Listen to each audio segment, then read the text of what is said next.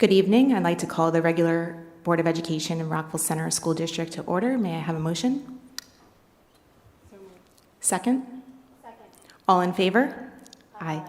Please join me and rise for the Pledge of Allegiance. I pledge allegiance to the flag of the United States of America and to the republic for which it stands, one nation, under God, indivisible, with liberty and justice for all.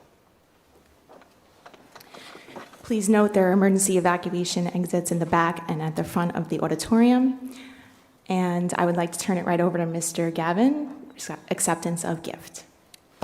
We are thrilled tonight to welcome Ms. Kramer here from the Rockville Center Education Foundation to discuss with us an absolutely fantastic and generous gift. We'd love to welcome her up to the podium to discuss the gift and the potential gift they're going to give us here in the district. Thank you. Thank you very much. It's very exciting to be here this evening to give this to you. Can I just say a few words about the foundation first, please? Thank you. So our mission is to enhance the quality of public education by securing and providing financial resources for school enrichment and innovation with a focus on programs that reach beyond the normal scope of the curriculum.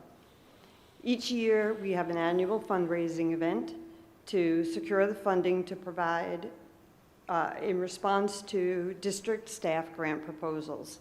And we get great grants every year for an incredible array of different programs. So in 2022, after a pause, we were once again able to have our annual fundraising gala event.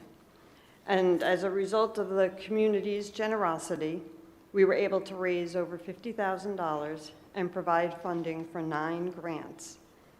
In addition, we had remaining funds from a generous grant that was given to us from the alumni class of 1959. And with those remaining funds, we funded 1 additional grant. These grants will support programs across the district and the community impacting all students. So just to highlight a few of the upcoming grants that students will hopefully enjoy. All the elementary schools will be equipped with maker spaces that will be filled with tools that will be integrated in and enhance the stellar enrichment program.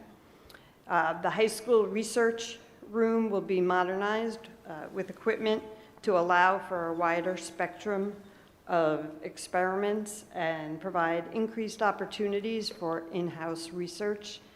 And perhaps we'll have some new science stars this year. We also funded a program at the public library that provided ukulele lessons for 1st to 6th graders. And the feedback that I've gotten from that program was that it was great.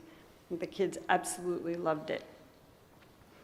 In a few minutes, you're going to be treated to a presentation and a couple of students discussing one of the programs we funded that took place in 2022. Dr. Zuar is going to present that. I'll let him have the stage for that. So just so you know, the Rockville Center Education Foundation has been providing funds to the district for over 30 years. To date, we have funded we've given the district nearly $1 million. So we look forward to continuing and growing our relationship with the community and with the district. We met with Mr. Gavin and Dr. Moriarty, and it was exciting. We were so thrilled their enthusiasm for this partnership. We're going to set some goals together. We're going to work on what we want to do for the upcoming year, so stay tuned. So can I present the check now? We're going to do the check now? Perfect. Okay. Perfect, yep.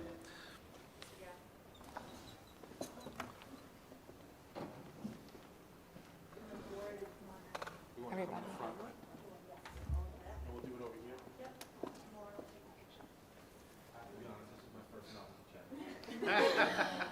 It's a big day for me. Fold it and you put it in your wallet. Mine first, now we'll be checking. Let's get everyone in there.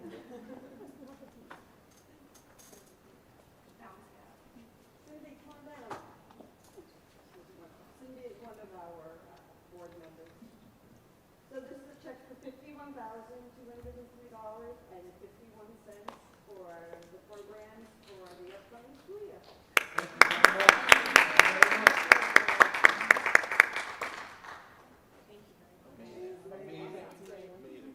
Enjoy.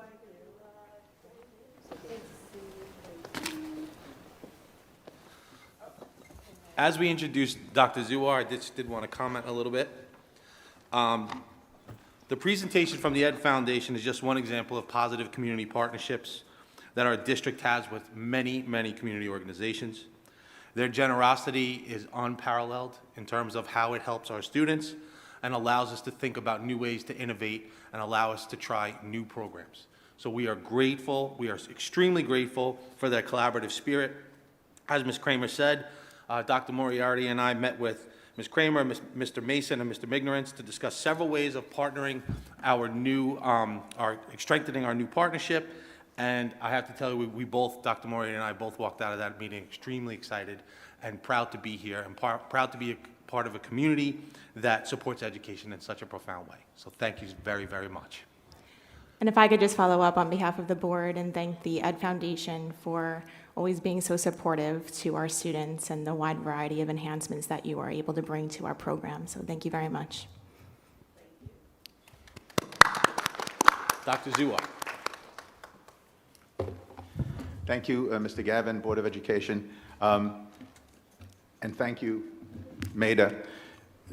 I spent 17 of my first 18 years here on the Ed Foundation's Board of Directors, and my programs benefited so greatly, from ukuleles to African drums to the robotics program, which was gotten off the ground by the Ed Foundation grants. I can't begin to tell you. But I'm going to begin to tell you tonight about a particular kind of grant that started in 2009. In 2009, the Ed Foundation started funding programs called RISE, Residencies Inspiring Student Excellence. So with RISE, scholars and artists would visit our schools and engage with our students. That year, in 2009, we had Juilliard composition professor Eric Owazen. He was the first RISE artist who came, and he was followed the next year by a famous opera star and civil rights activist, Barbara Smith Conrad. That was 2010. Over the ensuing years, our music students had the opportunity to work with Ethos Percussion, a professional world drumming group, and Dr. Carol Ott, a University of North Carolina professor and an expert in vocal improvisation. So in March of 2022, the RISE grant enabled our students to learn from the New Orleans-based composer Eric Morales, and he wrote a piece especially for our high school and middle school wind ensembles. In response to band teacher Mr. Pomponio's grant proposal, Mr. Pomponio is here tonight. Thank you, Anthony, for writing the grant. The foundation funded the Commission of Renaissance. The title page is right up there on the board. By Morales. Mr. Morales visited our middle school. I think we could change this slide. Mr. Morales visited our middle school and worked with the students and shared his creative process as well as coaching them through the piece. It's rare for students to have the opportunity to interact with a living composer. As you know, many of our composers are dead. So they had somebody who's alive and was able to share with them, and they soaked up all the intellectual, emotional, and creative energy that comes with that process. So Mr. Morales wrote what you see on the board about the piece. The Renaissance was a period in history where art and music were heavily influenced by the past to revive and improve the art, science, and music that came before it. The term is French for rebirth. It also has a second definition which applies to the theme of this work, which is a revival or a renewed interest in something. Change slides. After the last 2 years of the COVID-19 pandemic, it's my wish that music experience a renaissance, a period of regrowth where all people can rediscover the magic of finely crafted instrumental music performed live. You remember for 2 years we didn't have concerts in person. The ideas and themes in the work reflect a bright and positive mood, and it's a multi-grade work designed for simultaneous performance by both young and advanced wind ensemble students. You could change the slide. So this piece was composed just for our Rockville Center schools, for this group of middle and high school students. So we want to thank Mr. Morales and thank the Ed Foundation. We're now going to listen to the performance from March 8th of 2022, and then we'll hear from some of our students their reflections on that experience.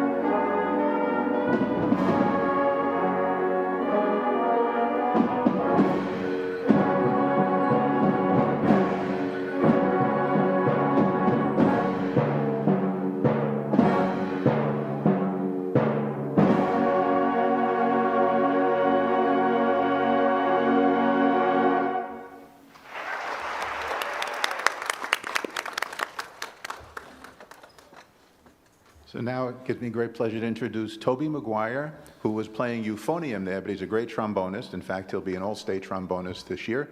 And Sophia DeMarco, who was playing percussion, but she's a dynamite pianist too. Sophia and Toby?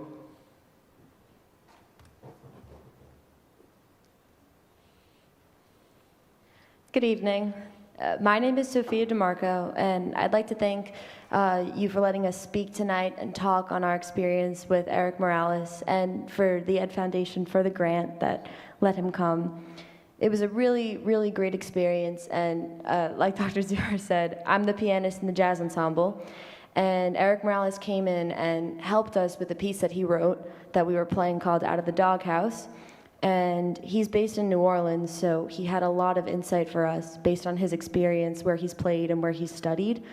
So we were able to get his input on our interpretation of his piece, which was very interesting. And he also plays the trumpet, so he played with us, and he helped instruct us on our solos, a lot about starting it off soft and building it up, which I definitely think was seen in the concerts and helped us, through this year. And I'm also a student in IB Music, so he came into that class as well. And he spoke to us not as much on musical performance, but on composition, which I believe was very interesting because not all of us knew that there were so many professions in the musical field, especially composition, because a lot of us write every day in that class, whether it's for fun or just for a project or an assignment, but I don't think a lot of us realize that we can make a career out of that. So that was very interesting because he was explaining his method and his process and his success, and especially what inspired all of these pieces, whether it be where he's from or, like Dr. Zuhr said, an era like Renaissance. So it was very interesting. I really learned from him, and it was a great experience to work with the composer and play the pieces that he wrote, and then we were able to see what he thought of our playing and get his insight. So it was very interesting.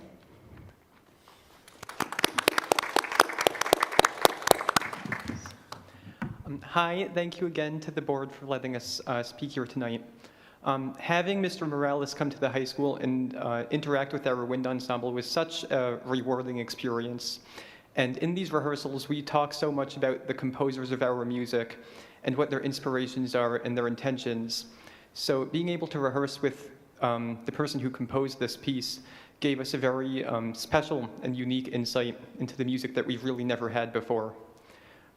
He was able to articulate his intentions for this piece, which he wrote specifically for us. The way he talked about the tone of each drum and instrument and some of the very minute details and subtle ideas that he put into his composition. And these are kind of elements of the music that have always been left up to us as players to interpret. So being able to work directly with him really gave us a much deeper understanding of the music and a much deeper appreciation for this experience. And this piece, which he wrote, has been approved to be published in 2023. So players all around the country and the world will be able to learn and experience this piece, which we commissioned from him and we premiered. So being able to work with him was really an incredible experience, and as someone who wants to pursue music into college is really something that I don't think I'll ever forget. And everybody at the high school is so grateful to have had grown from this experience. So thank you again to the Ed Foundation for the grant that provided that opportunity, and thank you again to the board for having us tonight. Thank you very much.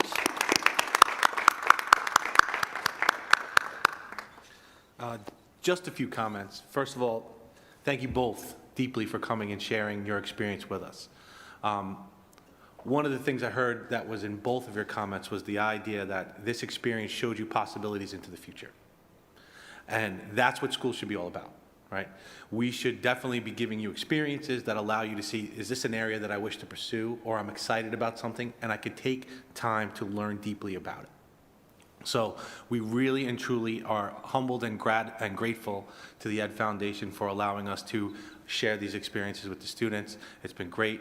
Thank you, Dr. Zuhr, for coordinating the effort. Mr. Pomponio, thank you very much for writing the grant. It's that kind of initiative, Mr. Pomponi, that we truly appreciate. Like, for example, when we call you in the after school on the first day of school and ask you to be in a video for 5 seconds, he has no idea, and the next thing you know, he's viral. So we appreciate that kind of openness and that willingness to jump in, and it shows already in your willingness to write grants for the students. So thank you all for the whole team. Great experience all the way through. Thank you very much for coming, Dr. Zuar, Ms. Brahmonio, Sophia, and Toby. Thank you so much. We would love a picture. Absolutely. Let's get a little picture going with. Yep. Yep. And of course, he's been in videos. The picture should be no problem.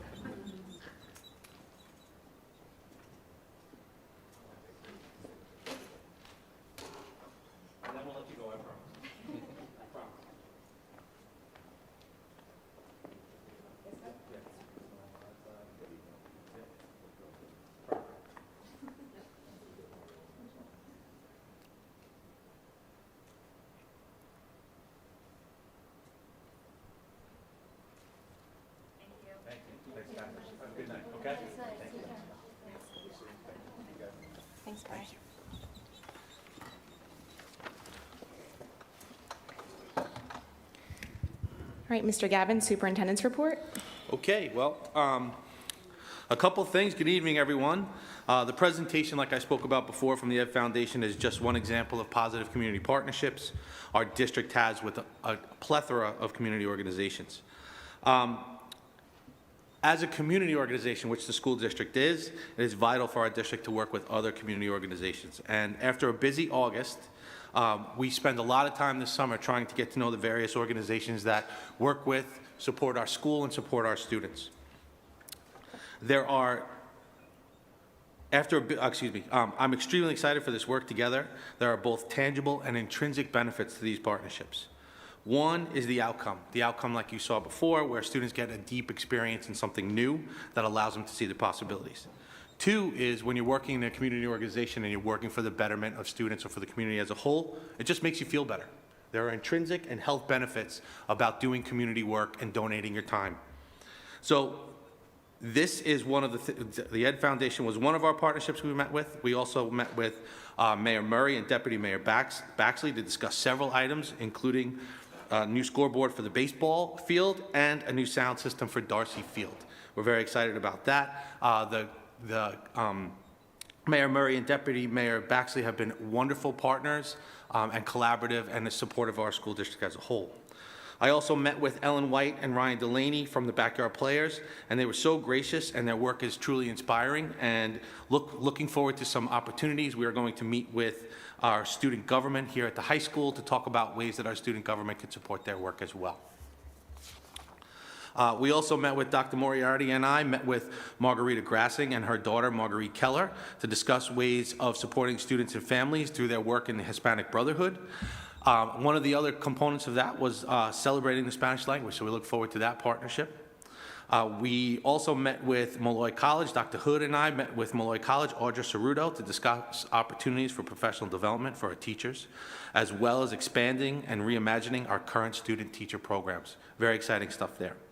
An additional community partnership, we met with Dana Sanneman from South Nassau Hospital to discuss partnerships and opportunities for students to gather experience in the healthcare field, as well as providing us with another resource for students struggling with any mental health issues. Their SIBS Place program is another tremendous resource for the community. We also met with Father Duffy and Celia St. John from St. Agnes. They came over as part of a visit and to talk about our relationships with the district and the parish. It was a wonderful visit. I'm pretty sure I got blessed. And then finally, last week, I had a safety and security meeting from Nassau County. They invited, the Nassau County Police Department invited all of the superintendents and district administrators to come to their headquarters to hear about the latest updates on school safety procedures. This was followed up by a meeting today that Mr. Murphy, Dr. Walsh, and I had with Commissioner Vafides in response to new tactics as a result of the Uvalde tragedy. So one of the things I walked away with very reassured about was the amount of coordination between the Rockville Center Police Department and the Nassau County Police Department. Rob Connolly, who is the head officer of Homeland Security and coordinates a lot of the outreach to schools.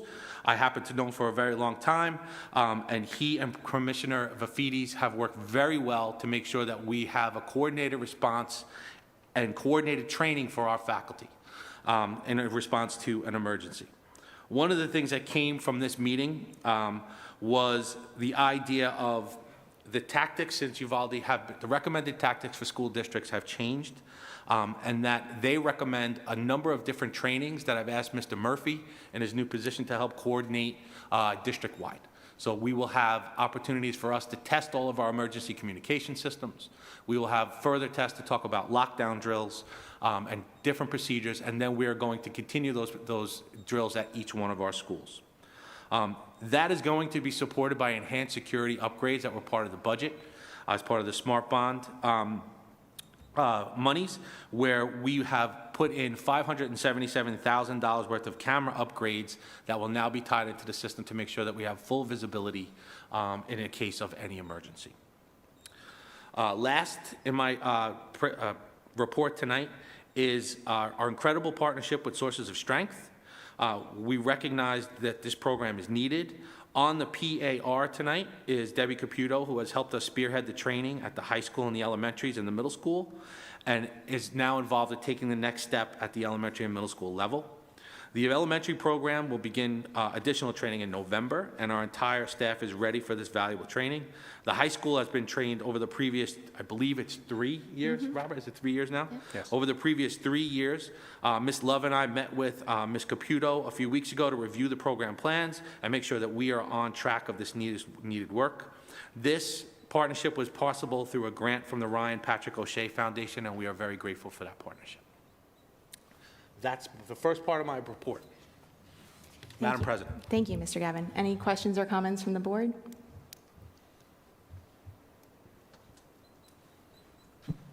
Just, could we get an update on some of the capital improvements that were still going on when school started, please?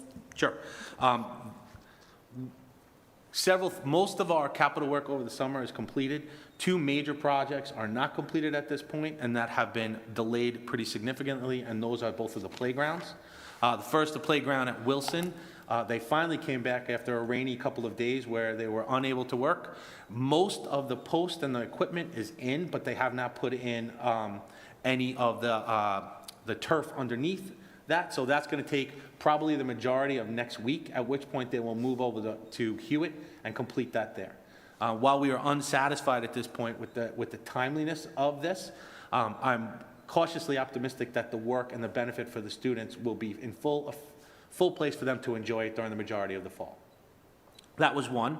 Some of the other punch list items that we have, in our concrete work in front of the building, we want them to come back and take a look at the way they did the molding. They're going to come back and fix that. There is also residual work as well that needs to be done at the new entrance at the middle school. That also needs to be looked at. It's not that the work is unsafe, but there's some things that they need to clean up within that work. I think I showed you guys during the board tour. The other things that are hanging out there right now are the projectors for the auditoriums. We have 2 installed at this point. The wiring at Hewitt is installed, but we are still waiting actually on the projector. So we were able to locate 2 that were that they had available in stock, and then we weren't able to locate a 3rd one that we could rush and order and get it installed for that at this point. The other thing is that we have some punch list items in terms of the ceiling at the middle school. The ceiling for the auditorium at the middle school, they need to come back and cut a few pieces around the smoke heads. Those need to be done. And correct me if I'm wrong, Robert, that's still not done at this point? Correct, that's not done yet. Okay. Similar thing at Hewitt. At Hewitt, yep. In the hallways, the ceiling grids were put in, the tiles were put in with the exception of where the smoke heads would go. And there's also at Covert 1 or 2 in the right side hallway of the building. We need to go back and look at how the grid lays in with some of the new lights. So the grid is in, the tiles are in, but there's a couple of lights that they bought that with the way they hung the grid, they have to look at and how they're going to put those in. Did I miss anything? I think that's it.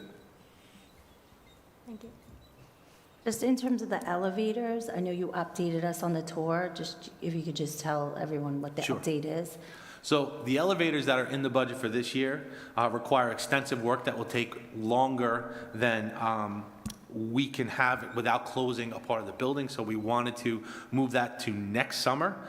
The other reason we had to move it to next summer instead of this summer was the elevator parts could not be fabricated in time. So we wanted to make sure that the elevators are all of the parts and the fabrication is complete, that they have agreed to store this for us and install it for us starting basically at the end of June, early July. Thank you. Anyone else? Okay, thank you. Items for discussion, Mr. Gavin? Sure. We have 2 items for discussion tonight. We're extremely thrilled to have Rebecca Taylor and Jeannie Love talking to us about one of our board goals this evening, integrated co-teaching. So I'd love to introduce both of them and have them come up to the podium and lead us through their presentation.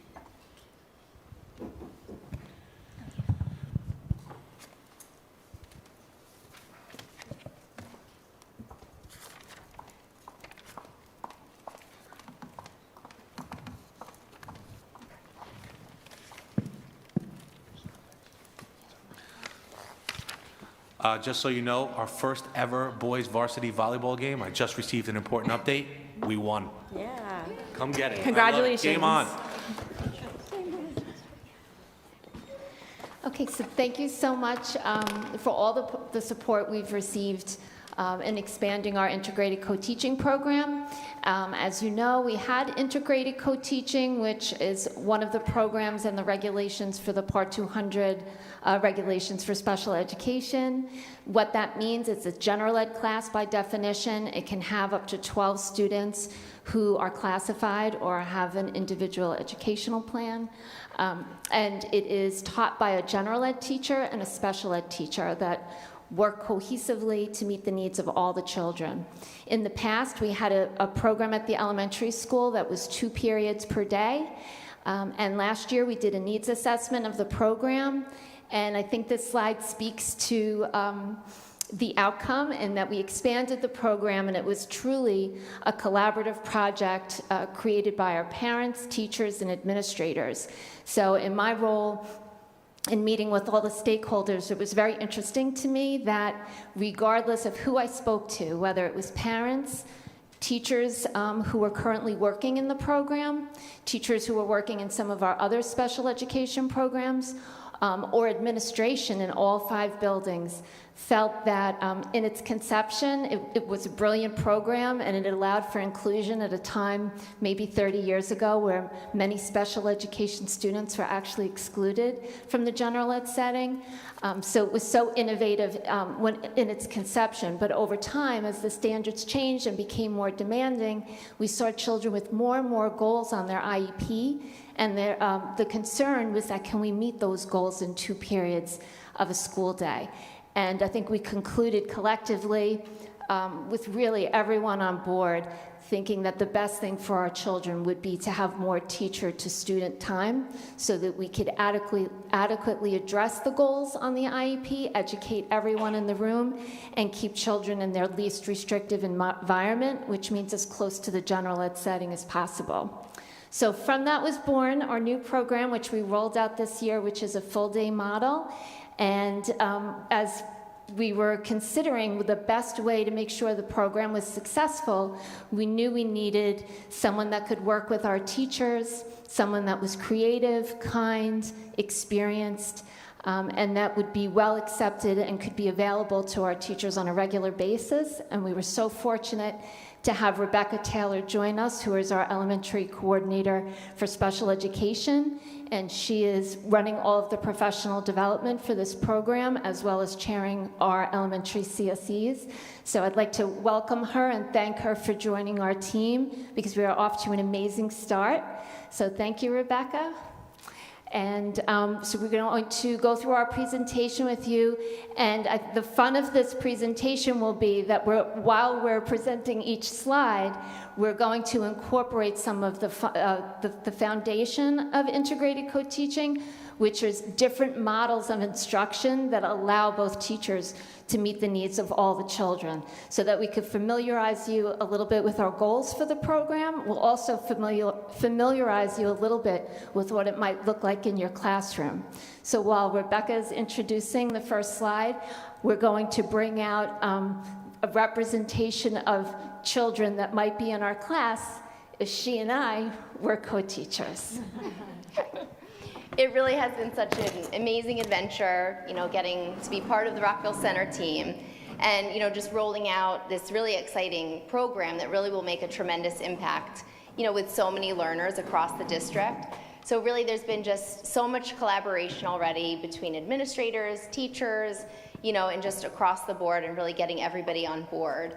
One of the training topics that we've been talking about quite a bit through our training from June to the summer and then now the real-time training in the classroom are the 6 models of co-teaching.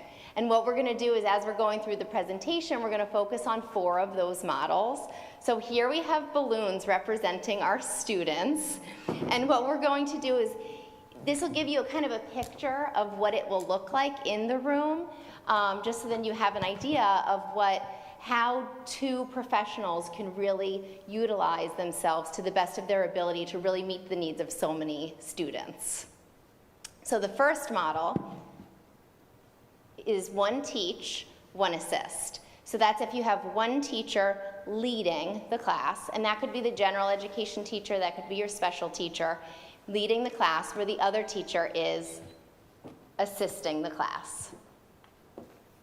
And so in this case, if I were the assistant, while Rebecca was presenting information, I would go around, I would look at students. Are they engaged? Are they available for learning? Is there any blockades for them related to possibly anxiety, attentional issues? And do they have the entry-level skills that they need to participate in the lesson, that if perhaps when we were creating the lesson together, did we misjudge and maybe someone's falling behind, and now we have evidence that later on we'll circle back and do some post-teaching work with those students so that they leave at the end of the day on the same page as everyone else. So that's our first model. And with this is our first slide. Our goals overall for this program are the following. So teachers will utilize these models that we're representing for you today. So like that first model, that's a great model that we're encouraging teachers to start with as they get to know each other, as they get to know their students.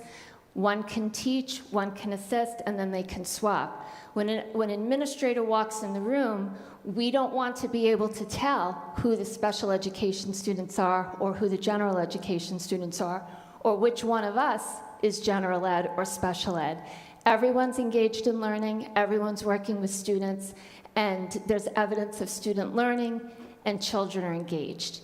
So we're working with the teachers, and Rebecca's working very closely looking at their skill sets and their relationship to figure out which is the next model now they should introduce into their class. So typically we would encourage this first model that we're showing you and integrate the others one at a time.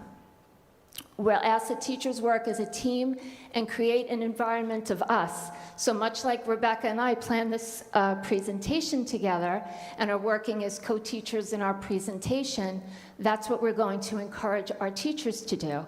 To look at the objectives of their lesson, look at the levels of the children that are sitting in front of them, again, whether they are general education students or special education, and how can we use our skills to best meet the needs of all the children, so that when we're standing in front of the children, we're an us, and they see us equally as teachers that are working with them.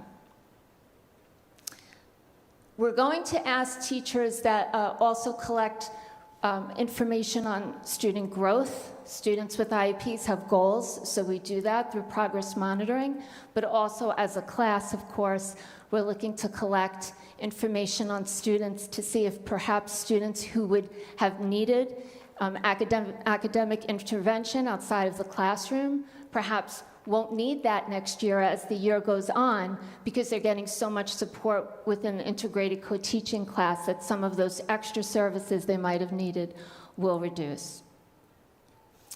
We're also looking for students to differentiate across the content areas, meaning again, with every lesson, we're working together to plan it out and ask ourselves, how can we best present this? Which are the best models that we can use? And when teachers really become familiar with this, they can use more than one model in one lesson based on what they're looking to accomplish with their students and what are the readiness levels of the students going into the lesson. And as we discussed, we'll co-plan lessons together, and that's what we're looking for, and trying to help teachers coordinate that together so that lessons, they're not just walking into lessons together, that everything's been planned ahead of time, well planned, and that we're maximizing the time that they have with students. So there's definitely quite a bit of planning and getting to know each other and building that level of trust. You know, that's really been at the forefront in terms of, you know, the training and everything. The next model that we're going to show you is called parallel teaching. And what that model is, you have your group of students, and you break your students into two groups, and it's not based on ability, it's just based on being able to put your students into smaller groups, and then as the educators were working on teaching the exact same thing at the exact same time. And again, any of these models, there is that level of building that trust, building that collaboration, and really knowing your students. But having students in a smaller group, you have more contact time, more engagement, and you're able to have that like more continuous and frequent assessment and check-ins, and that really is beneficial for engagement. And as for confidence, we want our students to feel good about themselves. We want them to feel that they are coming into any task that we ask them to do, and they're going to be successful because we've set them up for success. So when we're working together in a parallel lesson, again, we're looking at what's the objective of the lesson and what's the best way to group the students. So we would typically look at, let's put a few outgoing students with a few students who might be a little bit more shy, students that are more comfortable with the content with students that might need a little bit of support, so that they're working together and that our groups are somewhat heterogeneous, but we're working on the same standard, and our presentation is very similar. It's the grouping of the students in the parallel teaching that's very important.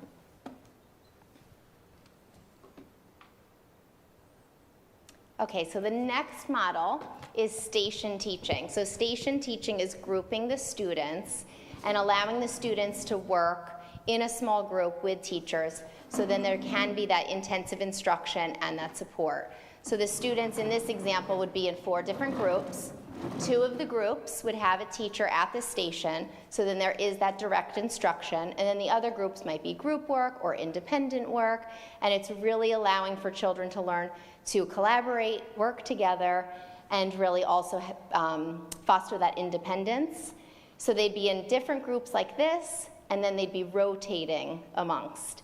So if we were looking at, you know, some of these points here, so for example, right, and the different groups had a task, they would each have one task. For example, could be one of these bullet points, and they're researching, they're creating a model, they're describing, they're using slides, whatever method it might be.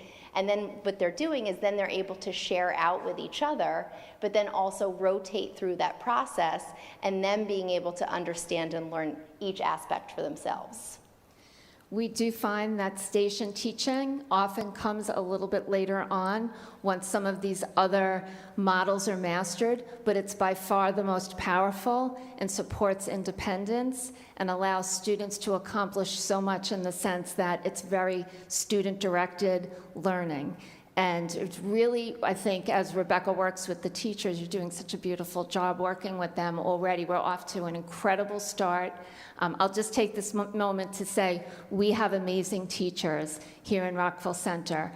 We have been to every class in the district that has this program, every single classroom, and we are just blown away by what we're seeing after just a week. And it's because people's heart, the teacher's heart, is in it for the kids. And they're so excited to have someone to share this journey with them, that they have a partner in their classroom that will help make sure that every child is learning. And it's really so heartwarming, and I'm so proud to be working here in Rockville Center with the staff, and then also to be working with you. I have to thank you. It's just, we're off to such a wonderful start, and to see already that they're off and running. Some of these classes look like they've been doing this for years. But it's just because they're so devoted to it and have put so much time into the planning even before school started. So we really do have to recognize them. So at the end of the year, as the year goes by, we'll be looking to show, again, this is a board goal for us this year, and a goal, of course, that's in all of our hearts. It's very important to us that the program is successful. So we'll be looking to see that we see demonstration of the various models of co-teaching, that we see the partners are working together, that there's this sense of unity in the class, that there's an analysis of our progress monitoring, that we see that we're maintaining students' least restrictive rights, meaning students are finding success within this program, and that we see at least a maintenance of that, or possibly students that are able to go to a less restrictive setting or need less related services, or whatever the case may be, that they're making growth within the support of this program. So finally, as we think about, building that relationship, and we've talked about, a few different models, and the last is team teaching. And it really is having that ability to bounce off one another and to build those relationships. And hopefully that you can see that, Jeannie and I have built those relationships, and we want to be able to, continue that in our classroom of balloons. And so as we think now with team teaching, it really allows for that back and forth and for us to build off of one another. But with that, we just want to say that, we've already done some PDs, but it really is ongoing, right? And we're always learning, and we're always growing, and we're always enhancing ourselves, because we want to also enhance our students. So we do have monthly team meetings with the ICT teams in the buildings, inviting the administrators of the buildings, really having points that we want to discuss, which are the things that we've gone over, in the slides, to really provide that support in real time in the classrooms before school. And it's really been received well, and everyone has just been so welcoming and so excited and engaging about this whole process. So over the course of the year, we already have a set schedule. All the principals have it, as well as the teachers, where we'll be covering this topic. These topics listed here on the left. But of course, as we're meeting with teachers and working with them, any other needs that might come up, or questions or concerns, they have someone readily available, and of course myself too, throughout the year. Because the concern with PD is sometimes when you have someone come visit and do some PD and leave, then when you're implementing their recommendations, you're either, sometimes as a teacher, you can second guess yourself and say, gee, should I really be trying this? Is this okay? Or am I doing it the right way? I'm worried I'm not doing it the right way, so maybe I won't try it. Because as teachers, we want to be our best self when we're with our students. So what's wonderful about having this ongoing PD on a regular basis, the teachers know we're coming. They know that Rebecca will be there for these morning meetings. I have morning meetings with them as well, and then she's following up on a regular schedule with them, so they know if they're working on station teaching, they know when she's coming, and we'll do a check-in. And they also have someone who's giving wonderful practical advice who's done it themselves, so that we know throughout the year we can support our wonderful staff if they have questions, if they need us, or if they have questions about student growth, perhaps they're concerned about the growth the student's making, and we could work collaboratively on how to meet the needs of that student within this new setting. And so that's how we're proceeding. We have some additional PDs happening. We're looking at running a book club through the Teacher Center. It's been very exciting to work with them as well. And as the year goes on, we'll be happy to give you updates. We're looking to collect testimonial little videos, maybe from our co-teachers, and share that with you at future board meetings to let you know how it's going. But from the first 2 weeks, we're just so excited and happy to share this information with you. And we also hope you, from our visual, that it helps you better understand exactly what is co-teaching and what does it look like in our classrooms. So we hope that was helpful to you as well. Thank you. Okay. Thank you so much. It's so nice to see this come to fruition and the implementation beginning. And Ms. Love, you hit the nail on the head in terms of our concern or question at the time when we were talking about this initially as a board was making sure that the professional development was consistent and ongoing. So I'm very grateful to see that the concrete evidence is there. And you also answered my question ahead of time about coming back to us and reporting as it goes on to check in. Any board members have any questions, comments? Is this on yet? Yes, okay. Thank you. The visuals were enormously helpful, and I think it shows us that it's not necessarily just two teachers in the front of the classroom, right? There are multiple models, many different ways that teachers can work on this pre-planning. I think you mentioned that word many times about how this is not just it's not just necessarily, it doesn't come naturally, right? We're used to one teacher in the front of the classroom. This requires much more sort of back-end work and thinking about how are we setting up this lesson? Is it the kind of system where you might do one subject in one model and then switch gears and do a different subject in a different model within the same classroom on the same day? Once you're up and running, you could have one lesson that has 3 models in it, where perhaps you start with parallel teaching, break into station teaching, and then end with one teach, one assist. And that's the fun of it. That's why we're introduce one at a time, let the teachers get used to it, and then they'll have the autonomy. The fun will then be, okay, with each lesson, which are we using? And it could be more than one. My question was similar, more so for, and thank you both, more so about how it might change between K to 5, right? Because the autonomy we probably are encouraging closer to the 5th grade year as we're moving towards middle school. So I was interested if your PD has maybe some age-related tips for teachers that are teaching K through 2 or 3 to 5 and how that might impact PD. Yeah, it's definitely been some good conversations to have. In terms of the models might look different, right, for certain grade levels. And even within the classrooms, like even for a 3rd grade level across buildings, it might look different depending on where people are at and where the children's needs are. Once it does get content rich, in terms of 5th grade and really that independent, getting them to be, more independent thinkers, more independent learners, working with each other collaboratively, there definitely is that scaffolding, piece. And that's the great way that the PDs are set up, is that having, one-to-one connection with the teacher and then figuring out how to shape those lessons to really meet the needs of the students, especially for those transitional years. Also, from a management perspective, what a kindergartner is able to do when they walk in the door, station teaching for a kindergarten class might be, we're going to practice this for 2 weeks. When we ring the bell, that's when everyone stands up and rotates. And that takes practice with little children. As children get older, then they're able to transition from one model to another, even within station teaching. So the management component is always also at the top of the hierarchy. Are they ready to do what we're asking them to do in an organized way so we don't lose time, instructional time, due to management? So there's those 2 components. Mm-hmm. Thank you. Sorry, new microphone. I think it's working. Your balloon students were very well behaved and cute. It was nice.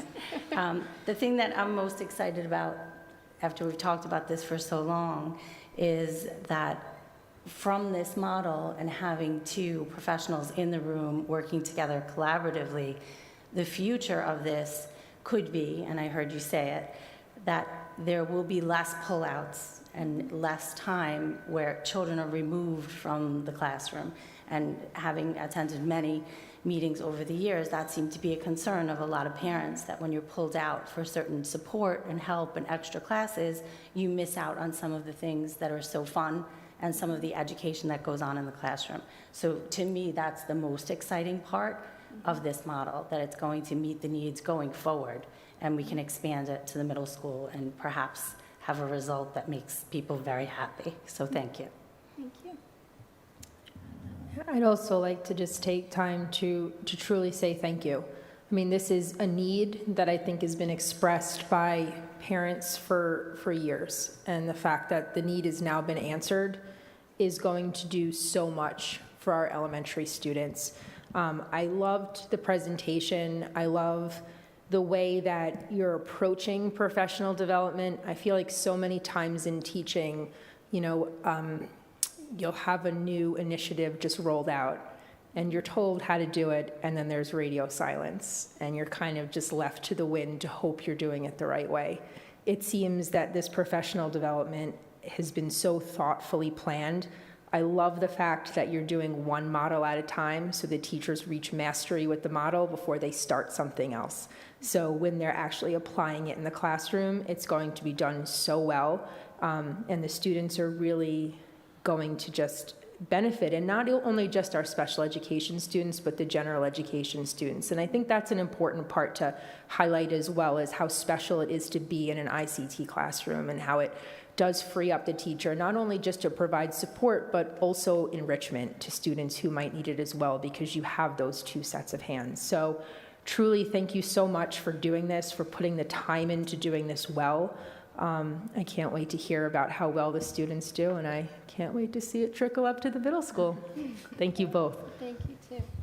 Thank you very much. So before they go, Madam President, a couple things. First, thank you both for an innovative way to bring balloons to our board meeting. So thank you very much. I thought that was great. Two things I'm going to commend you both on. Number one, it's clear that both of you are instinctive teachers. I went to Rebecca's training. Everyone was engaged. So when we do professional development, we model the same kind of engagement strategies we want to see for kids. So it's very purposeful that we're showing you strategies so that you see how they work with you, so that you can use them with your students. So that was really well done. Number two for Rebecca is that she earned a lot of credit, because not only is she someone that comes in and provides professional development, she jumps right in with students. So there was a student having some difficulty on day 2 of the school year, and Rebecca jumped right in and helped. And that earns a lot of credit with the teachers. This is not someone who just talks about what the theory and the models are. This is someone who can get in, work with a student that's having difficulty, and apply the strategies we talk about over and over again and make them work in a constructive way. So kudos to you. And Miss Love, I'm going to give kudos to for a completely different thing. You might have noticed in Newsday that there was a story about BOCES students not being able to be transported to their BOCES school due to a shortage of drivers with one of the companies that BOCES employs. This affected several of our students, and we were told about it at last minute. So we had to scramble. While other districts waited to solve the problem, we solved the problem. So while other people waited for BOCES to come up with a solution, Ms. Love and I had a discussion very early on in the week, and we came up with a number of solutions working in Robert and our transportation department to make sure that our students are going to get there. Our solution is going to be put into place on Monday with minimal impact to our students. We want to thank our parents for the students that were affected for working with us in a positive and collaborative way. And I want to thank Jeannie for taking the initiative to making sure this problem was solved. Thank you. And I know you wanted to mention one more thing. I do have one or two special ed announcements. I'll just do them from here. Okay. UPK, we are off to a great start. We've been there to see our students. They're doing beautifully, lots of smiles, happy children, very engaged. I'm looking forward to going back with Dr. Godon. We'll be going back about every 2 weeks to check in on their academic and social emotional progress, make sure everything's going well, but so far so good. The program is full, so at this time there's a waiting list. If anyone would like to join the waiting list, you're more than welcome to call PPS and we'll add you to it. On a very serious and important note, September is Suicide Awareness Month. And at Rockville Center, we're a village, and we support all of our community members, parents, staff, and students. We have many people working together to support positive mental health. Many of them are in this room right now. Some of the initiatives that are taking place in September include the following. Already, all staff have participated in mental health training, which includes education in identifying signs of depression in oneself or others, and how to go about acquiring help. On September 23rd, our mental health staff, 2 from each building, will attend a 5-hour suicide and crisis prevention training, and will turnkey this training to staff. Our trainer from Sources of Strength, Deborah Caputo, is providing that support for us, which is wonderful because our staff has a very good connection with her, and they enjoy working with her, so she will be providing that training for us on September 23rd. All tying it together, and again, just to explain that we're a village, our Sources of Strength program, again, is a continuum of support that's now through elementary, middle, and high school, through all of our schools. It provides a continuum of support across the grade levels so that students develop an operating system of common language of how to face the difficulties in their life and how to find hope. And that's something that we really like about Sources of Strength. It's one of the few programs that's proactive, that teaches kids how to tap into the strengths in their life and develop hope, a hope-based mindset, which is really very preventative and powerful. So we're grateful to be working with them. In addition, as Mr. Gavin mentioned, we continue to have our relationship with Northwell Health, which provides us access to mental health care for our students. It's very, very difficult to be in a school setting and know that a child needs an appointment with a psychiatrist or with a therapist outside the school day. So in addition to what we're doing during the school day, and their parents can't get an appointment, it's a very difficult place to be in. So we are very lucky that we have this relationship with Northwell and that we can call and that our students get seen very quickly.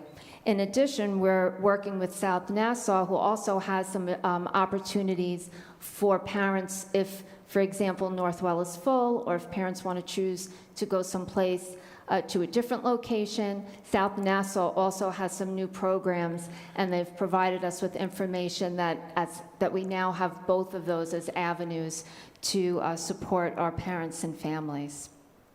So in light of the fact that it's Suicide Awareness Month, we ask that if anyone you know or yourself is in crisis, please call 911 or go to your nearest emergency room.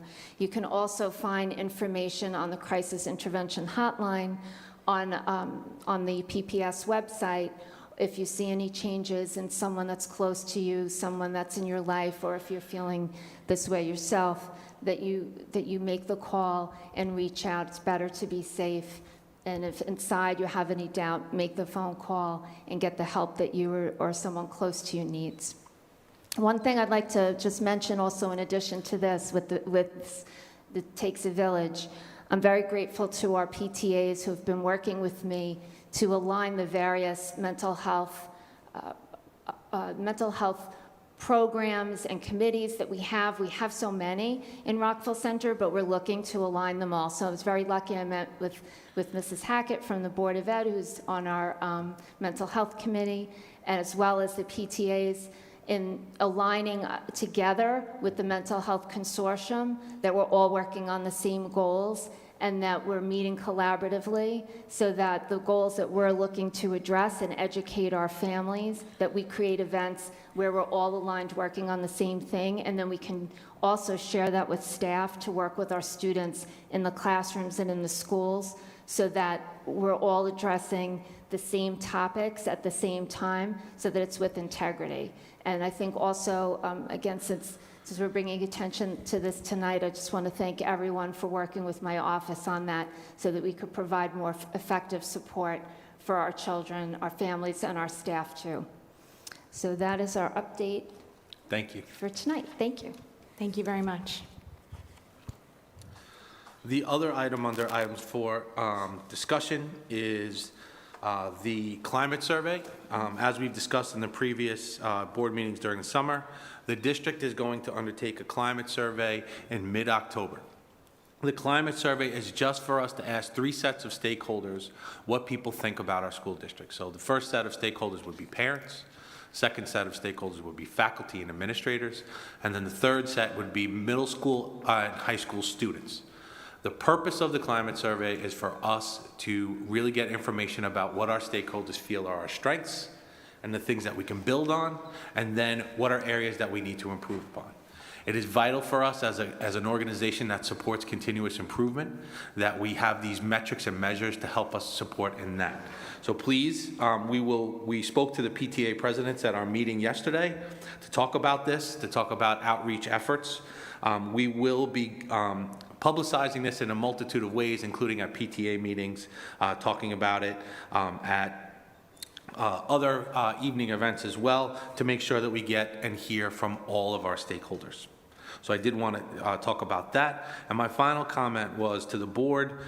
You can see that when the board sets a board goal, that there's a very transparent process that we go through. So the first part of the process was the presentation you saw here tonight on co-teaching. We talked about how we're going about trying to meet that goal. The second part of the process is for us to come back, as Ms. Love said, and talk about, did we meet it or not? What's our evidence that we did? So we've talked about this before, high-performing organizations set goals, monitor them, look for feedback, and as they do so, then come back and report on the outcome. The climate survey is another way in which to do that. So I just wanted to remind the board that under their direction, with the goals that we've set, that's the process that we're going to go through. Thank you. Any comments or questions from the board on the climate survey? Or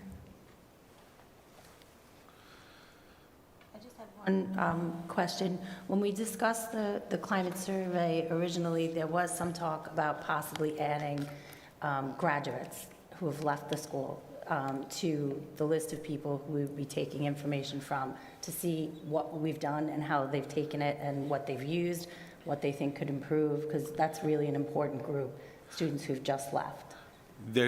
That's a separate survey than the climate survey. So the climate survey are for students that are currently here. There's a separate graduate survey that we could easily put into place and work with Mr. Murphy, who we've asked to talk about an alumni association, kickstarting an alumni association, so that we can hear from our graduates for a number of reasons. Number one, yes, we want to hear about the things that worked here well for them and the things that they felt we could do a little bit better on. But we also want to hear their stories about the programs here specifically, of the things that have worked during their time here. So there's 2 different surveys, but both with the same outcome, which is basically how are we doing, Great. Answering that question. Thank you. would the timelines be similar in terms of sending them out? Or I probably wouldn't want to confuse the 2 right away, so Okay. I'd probably go with the survey for the graduates sometime during the December break when they're home. So, I would probably send it out. This way it gives our guidance department time to kind of make sure we have contact information for everyone, relevant contact information, and then send out a series of, the survey's coming, don't delete it, it's in your spam, like that kind of stuff. So to make sure that we get the most response possible. That's usually one of the issues with the graduate survey, is that you have a low response rate because they're like, I don't go here anymore. Like I'm in college now. But that's why I want to time it for the December break, January break. Thank you. Okay.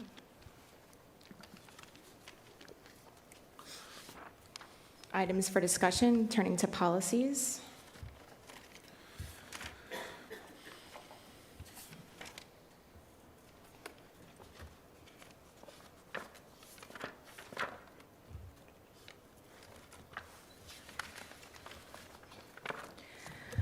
The first policy we have here tonight is 1335, and this is the first read of that policy. This was a policy that we just, as we've been reporting, procedure going through our entire policy manual and looking to pull some outdated ones, several of them in each group at a time. So there's different divisions within the policy manual so that we're hitting all different areas of the district and its functioning. And this one, 1335, is duties of the extra classroom activities funds, treasurer. There are no suggested revisions to this policy, so at this point I just want to turn it over to the board to see if any board member has any suggestions or edits that they would like to see.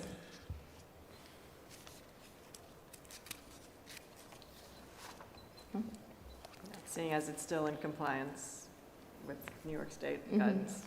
And this was recently a topic that came through our audit, audit. Every so often, we look at different areas, and this was an area that was looked at recently, so I think everyone's good with passing that to stage 2? Yeah. Thank you. The next policy, 2015-11, was not looked at also since 2002. So this one is the agenda format. And when you look at the agenda format as written in policy 15-11, it's not indicative or reflective of the policy, that format that we're using. So at this point, I just want to open it up to the board first, and then if you compare it to what we have been using, if there's any edits or changes that you want to make so that at least the policy on the books is reflective of what we are doing. I know off the bat, we have added our board goals to the agenda.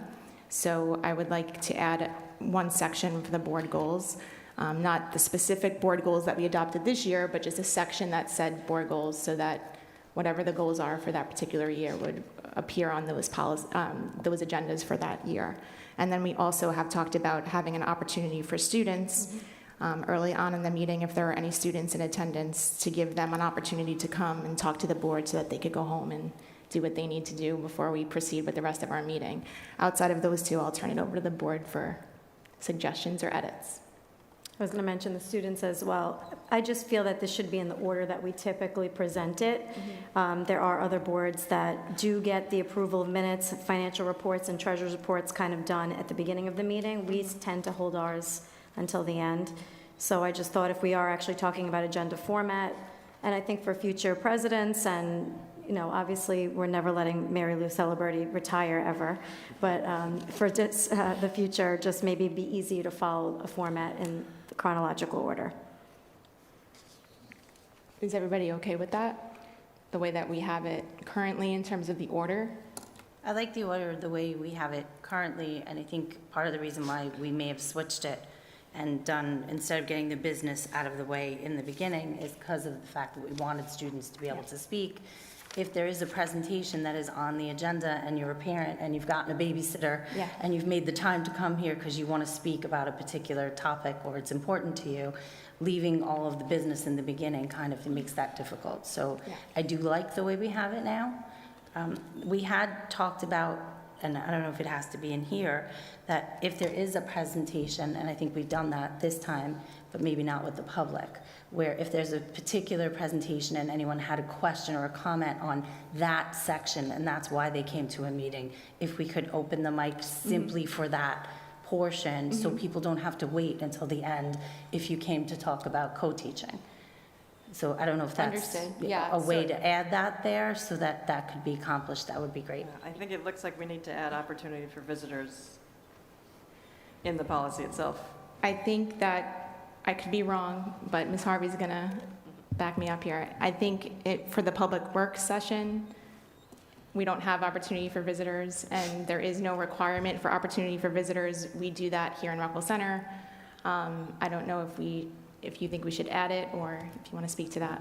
Yep. So the current policy is for the regular board meetings, because you are correct, policy for the work session is that there is no public comment.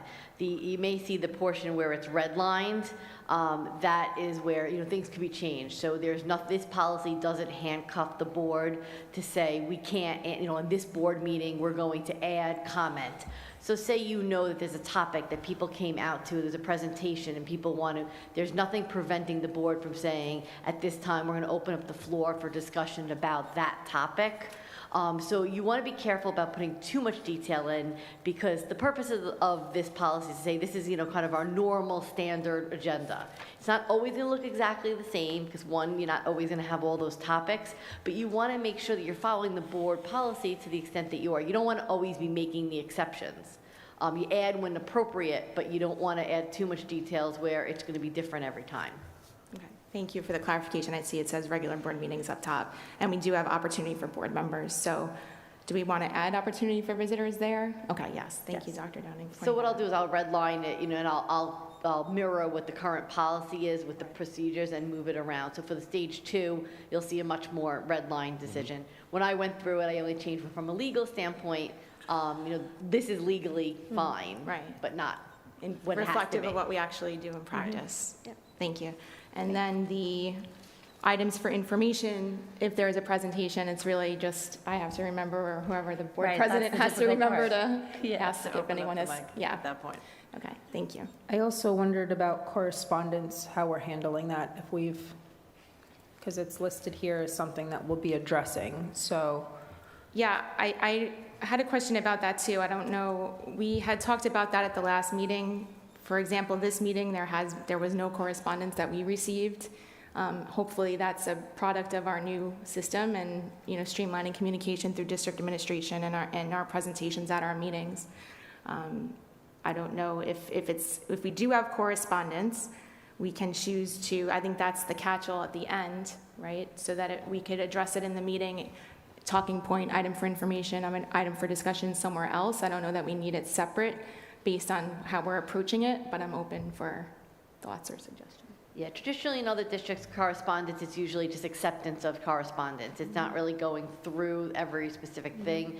Some districts will choose to add lists on, I think, topics that they receive correspondence, or specific, depending on the numbers. So if you have 3 correspondents, could have more specific, or groups. Again, there's no legal requirement. That's something to look at. It could be on the agenda. It does not have to. So is that something then we could group under item for information if we had to? Yeah. Yes. So I think it's caught by that. Okay, I do kind of like the thought of at least just grouping the correspondence that we have so the community can see that these are things that we've received questions about, and then later in the agenda, they should be able to see that those questions are somehow being addressed if they weren't singularly addressed by an administrator. But I just think for that transparency, it would at least be good maybe to consider just the topics. Sure. I don't know how everyone else feels about that, but.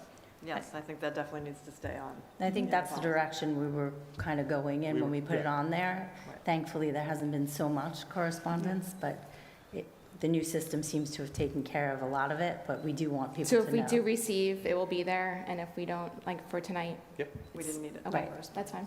Okay. All Mrs. set? Celebrity, are we good with all those? Yeah, okay. We're good? So we can move to stage 2 with all those revisions? Okay, policy 4260. Evaluation of the superintendent of schools. Also going to ask Ms. Harvey to jump on this one as well. One of the board's responsibilities is to evaluate the superintendent of schools, and we have to make that our tool or instrument that we're going to be using, we have to make that known to the district clerk by September 10th each year, according to this policy 4260. We are looking to use an instrument that is going to effectively make 4261 outdated, and really there is no need for it. So we had asked council to look at both and come up with a way that we can use the online platform that we're looking at, Super Eval. It's something that the board had considered pre-COVID, and we had never really followed through because of the COVID interruptions. And now that we have Mr. Gavin on board, we're starting fresh with the new administration and board. We would like to use that tool. So we had asked council to look at the policies to see if we wanted to use something like that, what could we do to make that reflective in these policies as well? Yeah, policy 4260, I went through in order to make sure that we looked at this last year, so it wasn't an old or outdated policy, but at that time, there wasn't the discussion of using super eval. So the current policy referenced a tool that was very specific, not unusual for other school districts.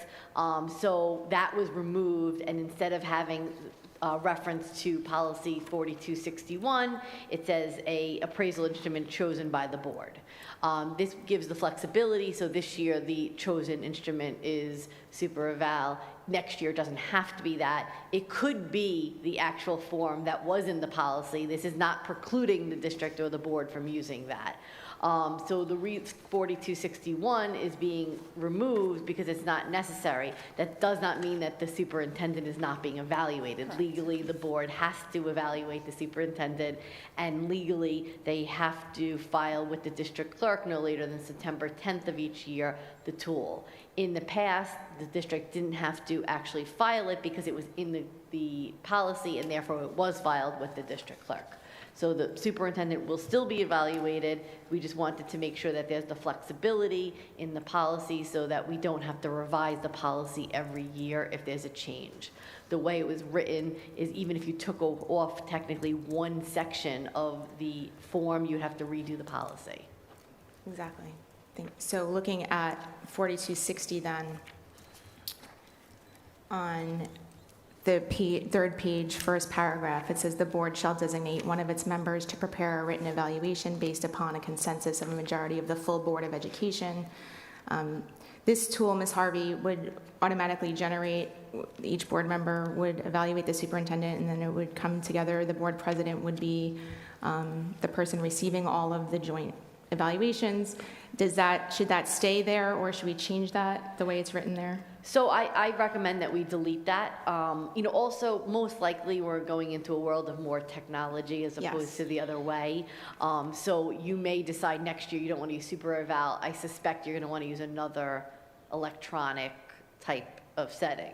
Again, it doesn't mean that if it's not in the policy that someone else, so say you decide, you know what, we hate electronics and we're going to go back to paper and pencil. It doesn't mean that the board can't have some person, only one person could prepare a report. So it's kind of a common sense type of situation, so that doesn't have to be in the policy. Okay. Thank you. Any comments or questions on 4260 first, and then we'll handle the instrument separately? No.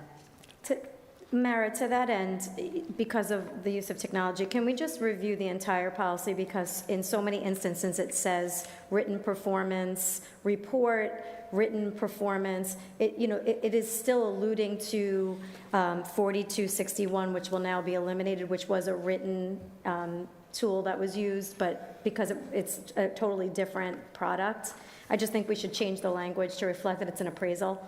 Period. It doesn't have to be written. Mr. Gavin might not expect a written report, a narrative. There's a rubric involved in super eval for an example. But to your point, if it's super eval now, it could be something different in the future. But I just think we should look for that language throughout and make sure it's consistent. Okay, no problem. Thank you. I was just curious, under, what is this, procedures number 2, it gives a list of questions in preparing this evaluation. Do these questions need to specifically stay in here if we're going to be working with a rubric, or are they redundant? Are they going to be reflective of what's on the rubric? I'm just wondering I don't know if it matters if they're here or not, but if our conversation might not necessarily be guided by these questions depending on what the evaluation ultimately looks like.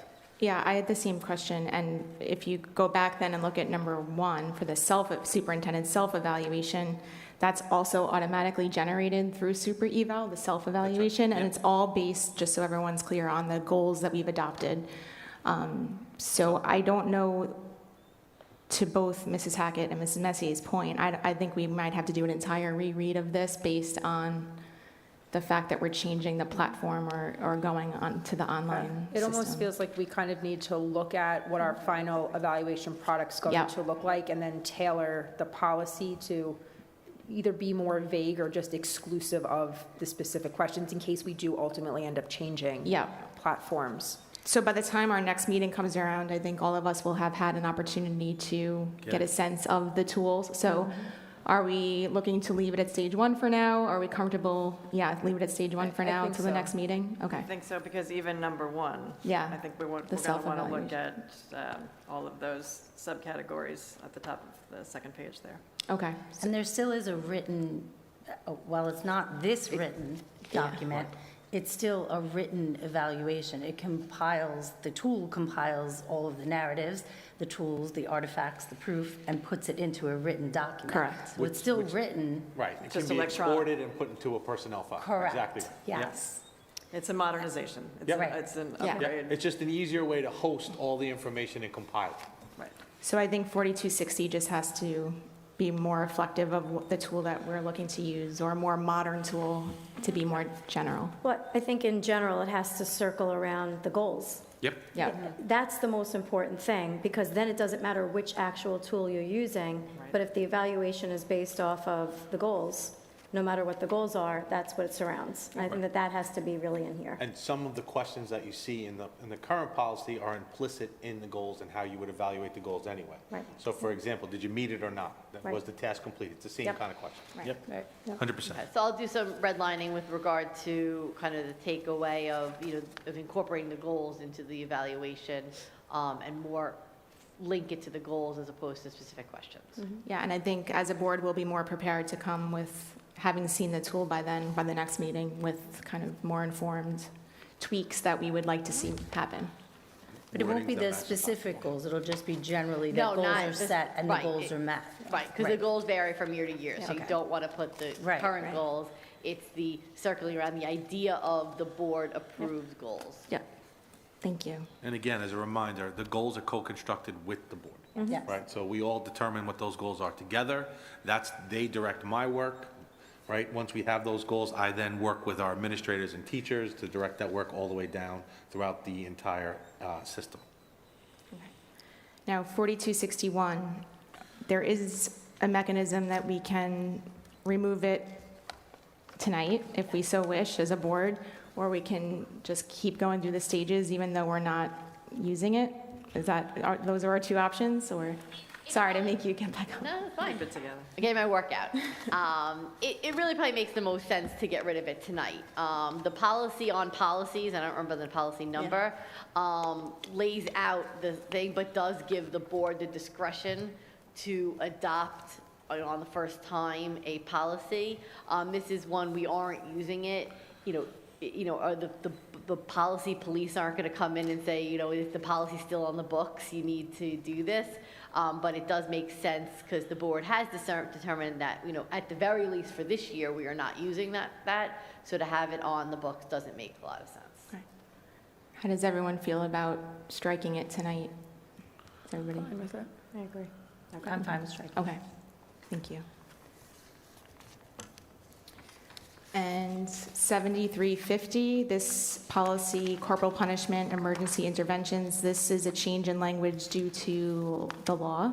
Yes, the law was recently revised to make it very clear that when you are dealing, it's really dealing with, for the most part, notifications with parents and guardians when there's certain behavioral interventions are used. So if a child, if a physical or mechanical restraint is applied on a student, or really that's probably going to be more in place would be a timeout room. The parent has to be notified with the same day, and if they can't, there has to be a record and report of the attempts to speak with the parent. This is, really kind of stemmed out of, there's been situations not in Rockville Center, across New York where there's been issues with notification. So there's revisions to the law to say, well, if these types of restraints are happening, not that they can't happen, but that the parent should be notified. So if you're a situation where it's been more escalated, that a child has to be taken out and put into a timeout room, that the parent should be notified that day and not at parent-teacher conference 3 weeks later, the next day even. And then they make it just clear that if you can't get the parent that day, even after reasonably trying, that you're going to record the attempts to do it. So, really documentation is so important. I mean, in special ed especially, everywhere, you really just need to make sure that you're documenting everything so that we know what happened, and that we could be able to say, like, look, we got the parent. And I think that policy is consistent with our practice, and if in the event we ever had to, use a physical restraint, either in the cases of where a student may be trying to harm themselves or trying to harm somebody else, including a teacher. So that is consistent with our practice, and I think it's very important to know that we do not do timeout rooms. So. Is there a reason, though, that it specifies a student with a disability? I would imagine that there are children without disabilities that might, at times, need restraining if there was some problem or a timeout space. And so what is the requirement to notify the same day? Students in general or students with disabilities? So this is under the section dealing with children with special needs or children with disabilities. However, I could, you want to use also common sense. So if you have to deal with a child with special needs, if there's another situation, notifying a parent is always the way to go. Right, so that's why I'm just wondering if we should strike. Well, this policy is dealing with special, it's under the regulations dealing with special need children. So the portion of the law that changed is about the Is about disability the piece, children with disabilities. even though we do it in best practice for all students. The law is requiring us to do it same day for students with disabilities. Yes. And if you can't reach the parent, you'd have to document your attempts to reach the parent with the CSE. Correct. Is that correct? You're saying that this was under the special ed guise, but is that because of where it falls in the policy manual? To me, it's not clear, to No, be it's where it honest with follows in the law. The revision to the law was, you. No, I understand that, but this policy doesn't, to me, read that it's a policy regarding only special ed children. So I'm wondering, even though that changes through the special ed law, and it's being added to this policy is about our students in general, correct? yes. So again, I don't know if I'm being, I don't know. No, it's confusing. It's I get it. confusing to Yeah, me it's that this confusing. one section is noting students with disabilities, and I'm just wondering if, again, we have to restrain a child that doesn't have a disability. This is not outlining that we would be required by policy to outreach to a parent, though we might in good practice do that. I just don't know about the wording and Okay. why it's, or if, I don't know. It's bringing it in line with the change in the law. Right. Right, so for us to go above and beyond that would be. Acceptable. I yeah, would think. We could do that in our policy, but we're doing, in this version of the red line, we're doing the minimum, what the law requires. Is Yes. that correct? So we could make the removal of student on the same day instead of saying a student with a disability.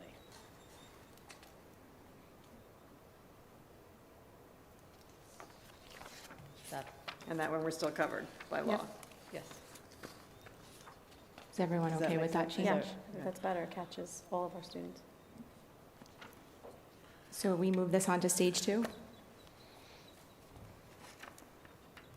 With that addition? Yeah. Stage 2 with provision.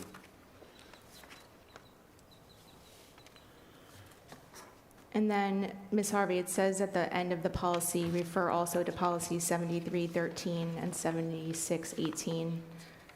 But there's no need to pull those policies at this time to reflect any of the changes that we're making tonight in this particular policy. Is that correct? No, that's correct. So we actually, there is no policy 7618, so I've proposed that we strike that, that portion. With regard to 7313, that doesn't have any reference to the revision with the law.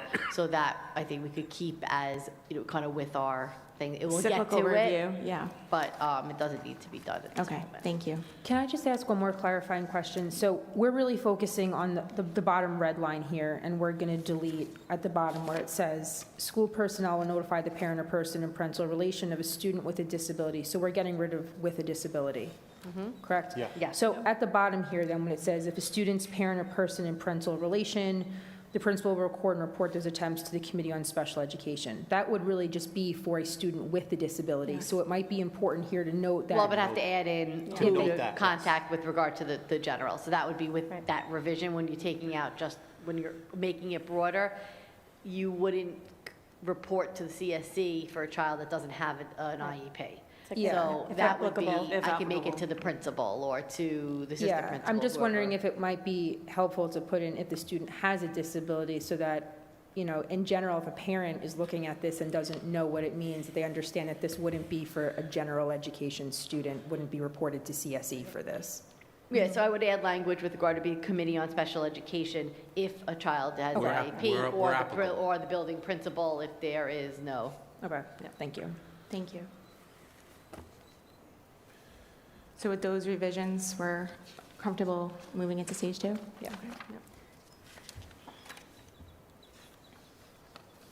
Okay, 5320, expenditures of school district funds. That one is at stage 2, and I don't believe there should be any additional revisions. Right, this was the one that we were looking to reflect the budget transfers, the next policy that we're discussing, the same amount, $3,000. The purchasing agent shall authorize all purchase orders in excess of $3,000. That was the limit we had discussed at the last meeting. authorized by a member of the Board Finance Committee. And again, that's reflective of the next policy that we're looking at, 5330, of budget transfers, just to make it in line with that. Are we comfortable moving 5320 forward? Yeah. Yes. Thank you.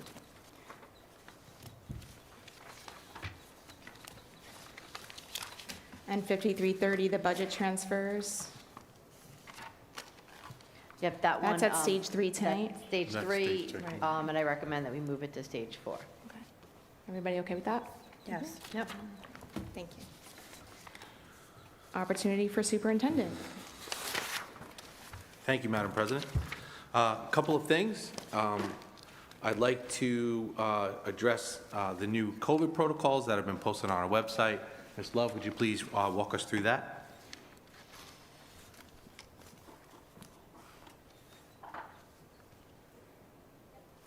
Sure. So our COVID protocols at this time will be, we're still using the form that we used last year, so that's located on our district site. It proved to be very helpful to us and to our nurses in organizing our cases.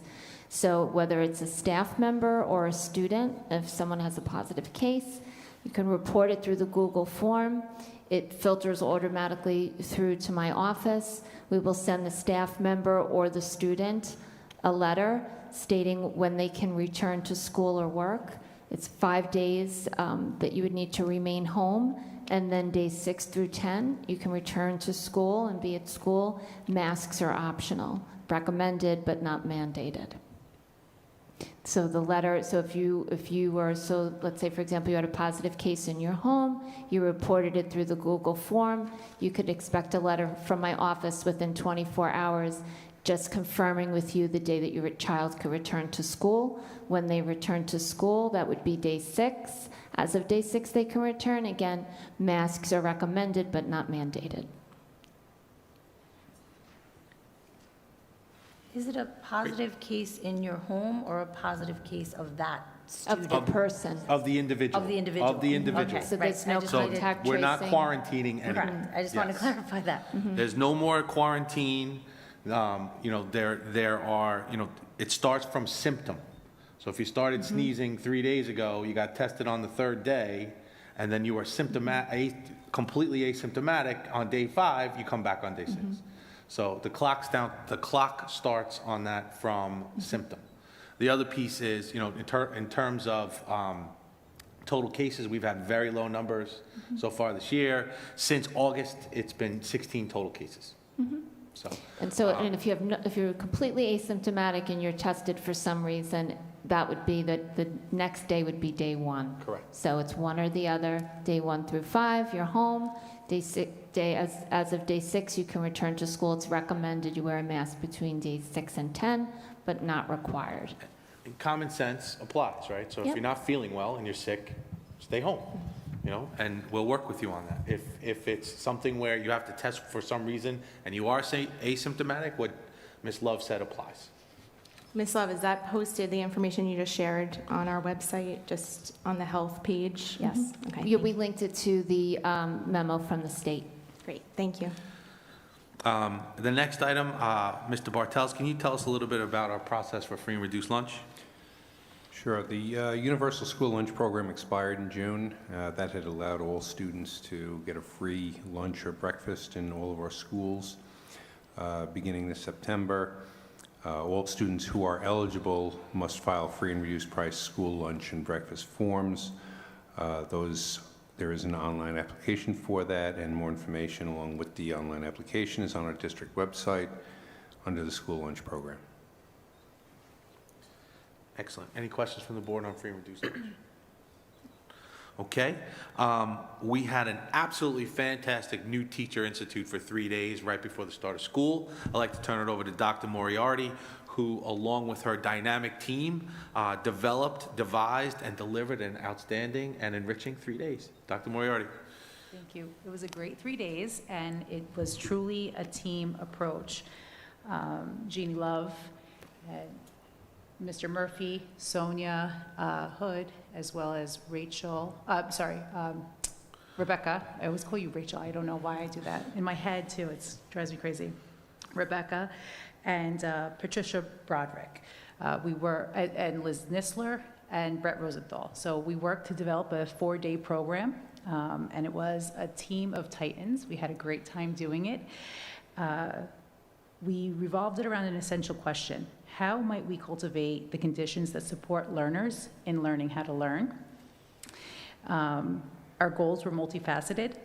We wanted to foster a sense of belonging for all of our new staff members, and that we did that by getting to know them getting to know us, and for them to get to know each other. And we wanted to build a team with them. We also wanted to model effective instruction that is research-based. We did practice co-teaching. Brett and I did a co-teaching lesson with them. They didn't know who was what teacher, and that was really fantastic feedback from them. And that was followed up with Rebecca doing a whole entire day on how to implement best practices in a co-teach model. It was really fantastic. Ultimately, we really wanted them to walk away with that sense of belonging, but also for them to learn how to teach for transfer and how to have our students thrive within our school walls as well as thrive outside once they leave us on a daily basis and ultimately when they leave us as graduates. And just making that learning visible, making that learning fun. And it was a really fun thing for us to do as our first project together. So thank you for that opportunity. Thank you, Dr. Moriarty. Also in my report, I want to talk a little bit about Superintendent's Conference Days this year. We had a wonderful start to the school year. We began with 2 inspirational messages from our seniors. We had Cameron Coletti and Tatiana Marcoux kick us off. So with a fully packed auditorium, we had both of the senior young ladies come out and deliver addresses about what kind of impact their experiences here have had on them. And what they talked about, I think, really resonated with the faculty. They talked about the fact that they weren't focused on grades. They were focused on how their teachers helped them prioritize learning and see possibilities. We talk about this all the time, that we want to allow our students to see their future, not decide it for them. And they really spoke articulately, much more eloquently than I did, about how their experiences here really shaped them into the learners that we have now. And I thought it was a great way to kick it off. We then followed up with Dr. Moriarty, Dr. Hood, Ms. Love, Mr. Murphy, and the central office team working with our principals in each one of the buildings to support 2 great days of professional development. This was not just a superintendent's conference day where they come, they hear us for 45 minutes, and they go on their merry way. We worked really hard and really collaboratively, and I would say that we set a really positive tone for the school year. And I want to extend my thanks to all of our faculty and staff and administrators for helping to plan this in, honestly, a very short period of time. By the time Dr. Moriarty came on board and the team was in place, it was really, we had like 2 weeks to do it, and they really pulled together.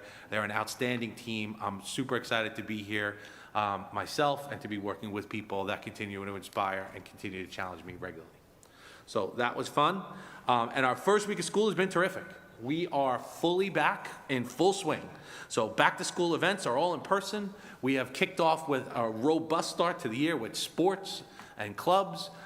We are to the point now where we have so many kids going out for football, we had to go get more helmets. We actually may need to go build a bigger locker room. So we have every single locker downstairs completely packed. Completely packed. We have 100 lockers, we have 100 kids, which is outstanding, and it speaks to the testament and the support of our youth organization. This is how we build a program from the youth up into the high school level. So I wanted to thank all of our coaches and club moderators as well for kicking off the year and helping the kids find their passion in the things that they do. I also wanted to make one last announcement. As you know, Mr. Murphy joined us across the street at central office, necessitating the need to obviously fill his shoes with a high school principal. We were fortunate enough to secure the services of Dr. Patrick Walsh, which then led to a domino effect that we had to now fulfill his services as well. So I am pleased to announce that Rachel Green, our Director of Special Education, will be joining the high school staff. She is a highly qualified high school administrator with over 20 years experience, and she is going to be a wonderful complement to our high school team. We look forward to a lot of the work that they're going to do and the progress that they're going to make. So that is the end of my report. Thank you. Opportunity for board members, Mrs. Messier. Okay. just like to start by saying welcome back. I hope that everyone had a great summer. I'd like to begin by thanking our Rockville Center Schools team, our essential and building level administrators, our secretarial staff, our custodial staff and grounds crew, our teachers, teachers' assistants, and teacher aides, our coaches and club advisors, our school nurses, bus drivers, security staff, as well as our PTAs and SEP for an amazing start to the school year. The preparation has been thoughtful and thorough, and the energy is palpable. Just as our school district has started a new chapter under Superintendent Gavin, our children have also begun a new journey. May it be entering a new grade with a new teacher or acclimating to a new school or friend group, the beginning of the school year can be exciting for some and stressful for others. Research shows that a connection to at least one school adult positively affects children's social, emotional, and academic development. By prioritizing relationships, connection is made. Through relationships, we are able to gain a deep knowledge of our students, which better enables us to approach education from an asset-based lens, using our students' funds of knowledge to drive instruction. This knowledge invites us to reevaluate how we teach, what we teach, and when we are teaching it, to ensure that our teaching practice and curriculums are not in conflict with our students' varied ways of learning. This knowledge helps us to design safe spaces where all students feel seen, heard, and supported. Investing time into building relationships also enhances social connections, which support strong mental health. September is National Suicide Awareness Month. This week, September 4th through 10th, is Suicide Awareness Week. Suicide is one of the leading causes of death in the United States, affecting all ages and types of people. Despite outdated misperceptions, suicide is neither a personal failure nor the evidence of mental illness, but rather a human response to difficult environmental factors and emotional pain. For the past 3 years, the Ryan Patrick O'Shea Foundation has supported the Sources of Strength program in our school district, first at the high school and now at the elementary and middle level. This program has been an invaluable resource for staff and support for our students. I would like to support the foundation for continuing to bring and support this program for our children. I'd also like to remind the community of Rockville Center School District's partnership with Northwell Health and now South Nassau, which offers students direct access to mental health providers. Please contact the school district if you need support. We are here for you, your children, and your family. This Sunday is the 21st anniversary of the September 11th attacks. In spirit of remembrance, unity, and service, I would encourage everyone to consider ways they can volunteer, support a local charity, or perform a good deed or act of kindness to commemorate the day. For those members of our community who are personally affected, I wish you a day of peace. I would also like to wish the members of our community who celebrate Rosh Hashanah, Lashana Tova, Happy New Year. And I'll just conclude again by thanking everyone for their efforts over the past 2.5 months in readying our schools for the new year. Our children are truly privileged to be a part of this school district. Thank you. Thank you. Mrs. Farzani? Welcome back, everyone. Abraham Lincoln once said, "The best way to predict your future is to create it." Over the past few weeks, attending the board retreat, the tour of schools, the new Teacher Institute, Superintendent's Conference Day, and visiting schools on the first day, there is a palpable sense of a new beginning here in Rockville Center. More than a first day of a new school year, but a joint effort to cultivate the greatness of what already exists with the seeds of innovation to create the future of RVC schools. One of the many things RVC is a leader in is promoting mental health and well-being in our school community. Over the past 3 years, the Sources of Strength program has provided our students with a common language, trusted adults, and increased tools to enhance their mental well-being, reduce stress, and live healthier, more connected lives. The program has grown in the last year to include kindergarten and the lower grades, making RVC the only district providing this program on a K through 12 scale. And we have the Ryan Patrick O'Shea Foundation to thank for that. The district partnership with Northwell Health, providing access to mental health screening, professionals, and services, is an invaluable resource that continues to assist all of our students. The new possibilities mentioned by Superintendent Gavin with Mount Sinai, South Nassau Sid's Place program will also enhance the mental health services for our children. September is Suicide Awareness Month. It is so important that we, as a school district and a community, continue the dialogue surrounding mental health and suicide prevention to erase any stigma, allowing our children to feel that they are not only supported by the community, but are a greater support for one another. I want to wish everyone a phenomenal, yet hopefully normal school year. I'm so excited to be a part of this new beginning. So in the words of Superintendent Gavin, game on, RVC. Thank you. Mrs. Hackett? Welcome back. I hope all of our students, faculty, and staff had a wonderful first week of the new school year. I'd like to start by thanking the Rockville Center Education Foundation for their tremendous contributions to our district through their generous grants that fund many innovative and special projects like the one that was featured tonight. Thank you to the many contributors, the donors, the parents, the residents who support the Ed Foundation, because your gifts are going directly to our students. This was quite a busy summer, and I was happy to see such continued success in our summer programs. I'd like to extend my thanks to Mr. Zappia and Mr. Eckert for their hard work on our summer programs. Thank you to Jeannie Love and her team for launching our new pre-K program. This is a huge addition to our community, and I'm excited to hear more about it as we move forward. Creating a continuum of learning that starts before kindergarten and continues into adulthood really encapsulates what we're doing here, which is to create lifelong learners, so I'm thrilled by this addition. Special thanks to our amazing custodial staff who got our buildings in tip-top shape for the start of school, especially those who had to work around our summer programs. The buildings looked great and were ready and sparkling on day one. Thank you to Mr. Bartels, John Scalisi, and all of the maintenance team for all of the capital improvements that they worked so diligently and hard to accomplish over the summer months. There's one unsung hero I'd like to thank tonight, and that is Maria, who runs our transportation department. Mr. Gavin preemptively mentioned some of the things that are going on. You can see in the news that there are bus shortages and transportation issues everywhere for districts. And I believe this is one of the most complicated areas of a district to run, especially at the onset of a new school year. So I just want to publicly say thank you to her for her hard work in getting our children to and from school and activities safely. And thank you to our parents for their patience as the transportation gets worked out for the start of the year. We have lots of new faces to add to our existing team, and I've been thinking to myself that this is such a great time to be in Rockville Center. The presence on the first day of school was just positive and upbeat. The energy is just excited, and everybody seems happy, and there's just an air of positivity in the air. That's in our strong district and board leadership, and the focus is on the students where it belongs. It's driven by our goals, and I believe we have a great year ahead. So I just want to thank everybody at the dais for all of their hard work, those who are sitting in our mini dais over here, and thank you so much, Rebecca. Your presentation was so wonderful. I'm so happy to have you on our team.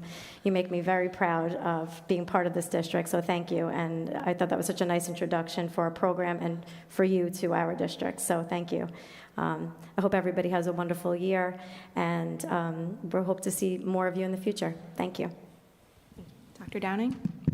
Thank you. Welcome back to a new school year that we certainly hope resembles more closely school years from from a few years ago, where we can really stay focused on student learning and work together to create the most supportive environment for our students. And certainly, I have seen so many examples of that this evening. I love the positive energy from both the new and returning members of our administration, including those who have presented tonight. Thank you for all your hard work in showing us what you've been working on over the summer and over the past few months, and pulling together such a strong network of support for our faculty and for our students.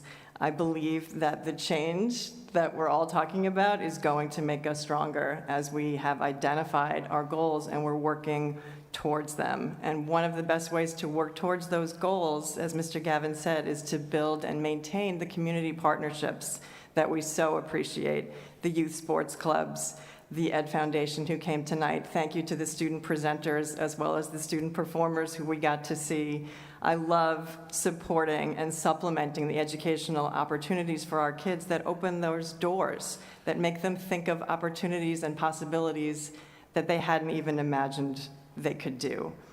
And so that the Ed Foundation works so hard to evaluate grants and has built a structure that allows anyone to donate. You make our district a better place, and we thank you for all your generosity over the years. So good luck to all of our performers, all of our athletes as the fall sports season gets kicked off this week. Thank you again to all the maintenance and facilities folks who worked so hard on our buildings over the summer. Thanks also to the patience that our community has shown with delays in supply chain and materials. I know that all of the upgrades will make us better in the long run. Thank you. Thank you. Thank you again to the Ed Foundation for the generous gift, and for Sophia and Toby for spending some time with us earlier this evening, and Dr. Zuar and Mr. Pomponio again. Ms. Love and Ms. Taylor, thank you again for your presentation. It's just really exciting to see great things are happening under your leadership, and I agree with Mrs. Hackett, it was a nice way for the community to get to know you, Ms. Taylor. Dr. Moriarty, thank you for having us at the New Teacher Institute. The board was lucky enough just to come in and say hi, and the energy in the room was palpable and enthusiastic. It's such an exciting time to welcome our new teachers to the district, so I'm grateful for the opportunity to be there. Mr. Gavin and our administrative team, you have had a remarkably productive summer. You started working officially on July 1st, and you haven't stopped since. You have worked to establish relationships with members of our community and staff, and have taken genuine time to learn about the culture of our district, and that's truly appreciated. Thank you to our amazing district administrative team, our central office staff, all of our principals, custodians, buildings and grounds crew, and our summer workers for getting our buildings ready for our students and our staff to return. Your work ensured a smooth and successful opening of schools last week. Thank you to our principals for leading us through your buildings on the board tour on the 24th of August. Our buildings were ready to welcome our students and staff back. And a very special thank you to Mrs. Flanagan and Mrs. Celebrity for all they did to organize a wonderful day for us, and all they do every day for us to keep things running on track and smoothly. It was quite efficient. Mrs. Flanagan had folders for each of us with the schedule, and we even ran ahead of schedule. So thank you to all of the principals and PTA leadership for being flexible and accommodating to us that day. I would like to wish all of our students, parents, and caretakers a happy and healthy school year. To our teachers, support staff, counselors, social workers, psychologists, nurses, custodial staff, clerical, and the administrators that support their very important work every single day, thank you for all that you do for our students. The energy to start this school year has been palpable and positive, and I'm excited for the year ahead. Lastly, I would like to share some information with the board and administration after attending a leadership and education conference sponsored by New York State School Board Association last month. There were panel discussions on a variety of pertinent topics, including how to run an effective and civil meeting, building unity for successful governance, constructive community engagement, and I think most importantly to mention here tonight, a panel discussion on mental health. I'm proud of the work that this district has done, sitting in that room and listening to the other districts that were there, learning about what New York State is looking to do with work in the mental health area. It's something that we've prioritized for years, and it's work that will never be ready or done. We will keep working, and I thank the district administration and my fellow board members for bringing that to the spotlight tonight about Suicide Prevention Month, and just the overall work that we do with Northwell, and even expanding and always reflecting on those relationships in the mental health area. I sat there proud as a member of our district and representing this board and this district and all the work that has been done in our community and will continue to be done. One theme that was also consistent throughout the conference, and one that we have been working on here in our district, is working to ensure effective communication between the district and the community.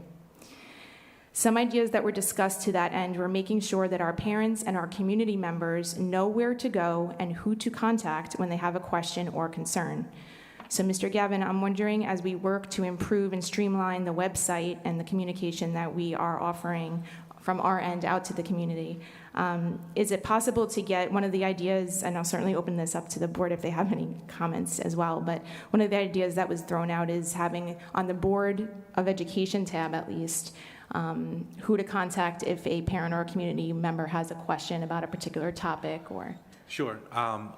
In my previous district, we had a series of different steps that you could take if you had a question on a relevant topic. So what we would put together is a page where you could see a category of question and how you would go about if you were a parent addressing those things. So whether or not you want to put it on your page yourself, or we want to put it linked at the bottom of the page. I'm open for discussion on that, but that's something that we can easily put together, and we could have it up actually rather quickly. We could probably have it in both spots, right? Correct. So, okay. Is everybody okay with having something like that? Just so we're trying to make sure that, yes, we want the community and parents to contact us, but who to call about specific issues, and making sure that they're calling the right person and they have the information in a very efficient manner, I think is really important.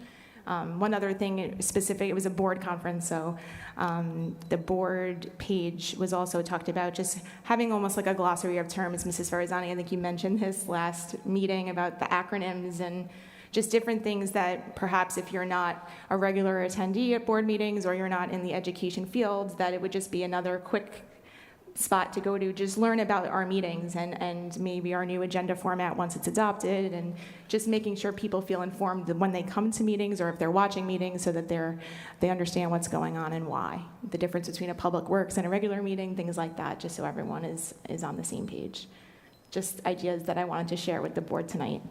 This is the first regular meeting since I attended that conference. We can handle that, absolutely. Great, thank you so much.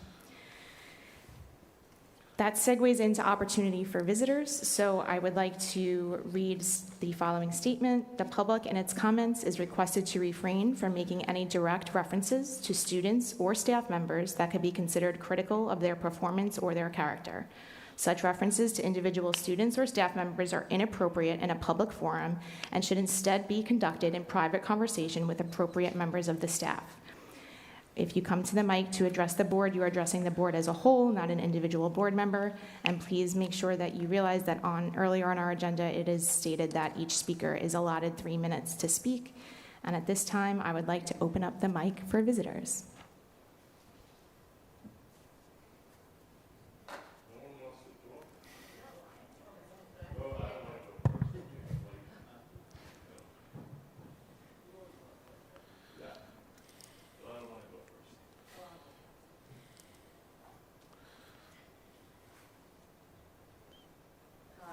Kathy McGuckin, 135 Wright Road.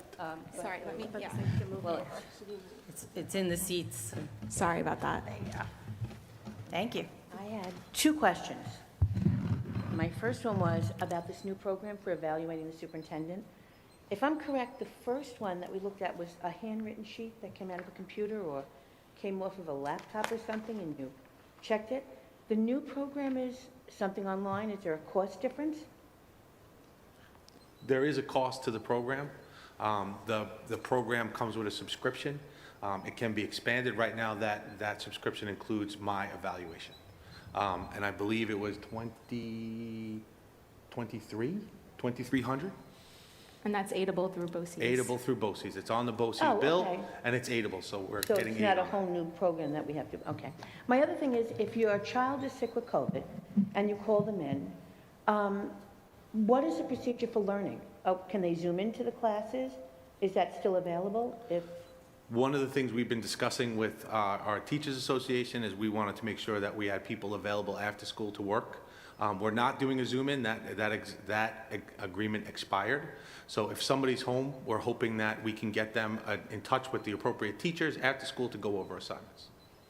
And if you can't get somebody, then you have a child out We're for 5 days? We're fairly confident that we're able to do that. And they'll cover all the subjects? Yeah, and part of what we can talk about is, part of what we have COVID money that was assigned to us by the state. One of the ways you can use that is in providing additional either after-school tutoring or tutoring during, for example, if someone was on like a fourth period free, they might be able to reach out to the student and go do that way. Okay, great. Thank you. Thank you. Thank you.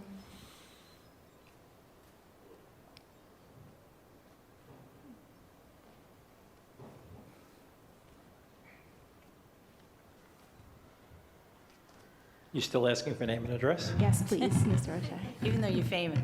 Good evening, everybody. My name is John O'Shea. My address is 164 South Center Avenue. I'm here tonight to speak about suicide. As some of you already mentioned, September is National Suicide Prevention and Awareness Month.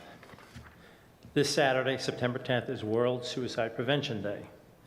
We lose approximately 800,000 people to suicide every year. It's time for all of us to raise awareness about suicide. Suicide is truly a serious public health problem. It's so important that you as our local school officials and the 5 of you as our elected school board representatives speak openly about suicide and mental health issues with the students and parents of Rockville Center. Preventing suicide requires a concerted effort from community members, organizations, and all of our elected officials. There are so many factors that contribute to suicide. 2 prominent factors are barriers to access mental health treatment and an unwillingness to seek help due to the stigma involved. We are so fortunate here in Rockville Center to have a collaboration with Northwell Health, as was described by many, so I'm repeating myself, but that's a danger of going last. But provide collaboration with Northwell Health that provides mental health services to all our students at a clinic located right here in Rockville Center.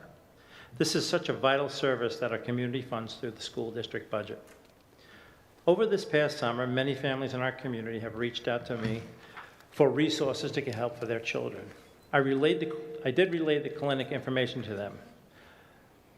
It's my feeling and my hope that the school district needs to make sure every student and parent understands how to utilize the service should a need arise. And that's just my one ask of the district for that. We have the service. We do talk about it. I know that you all talk about it on a regular basis, but for somehow we just need to get that out because there are a lot of people who still don't know or understand what to do. It's very important.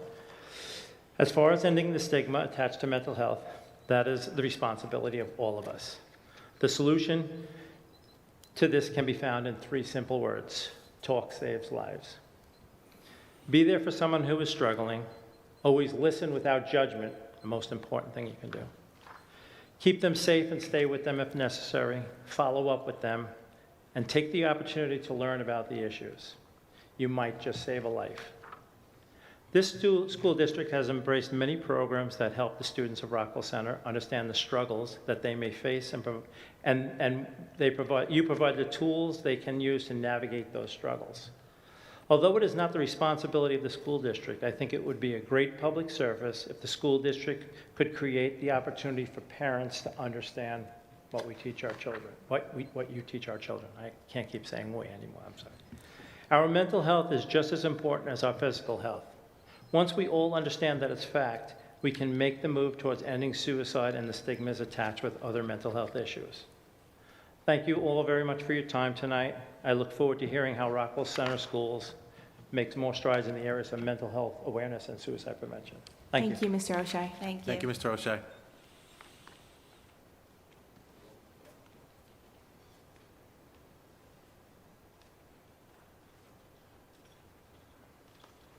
Three minutes is very difficult for me, but I'll try. Thank you.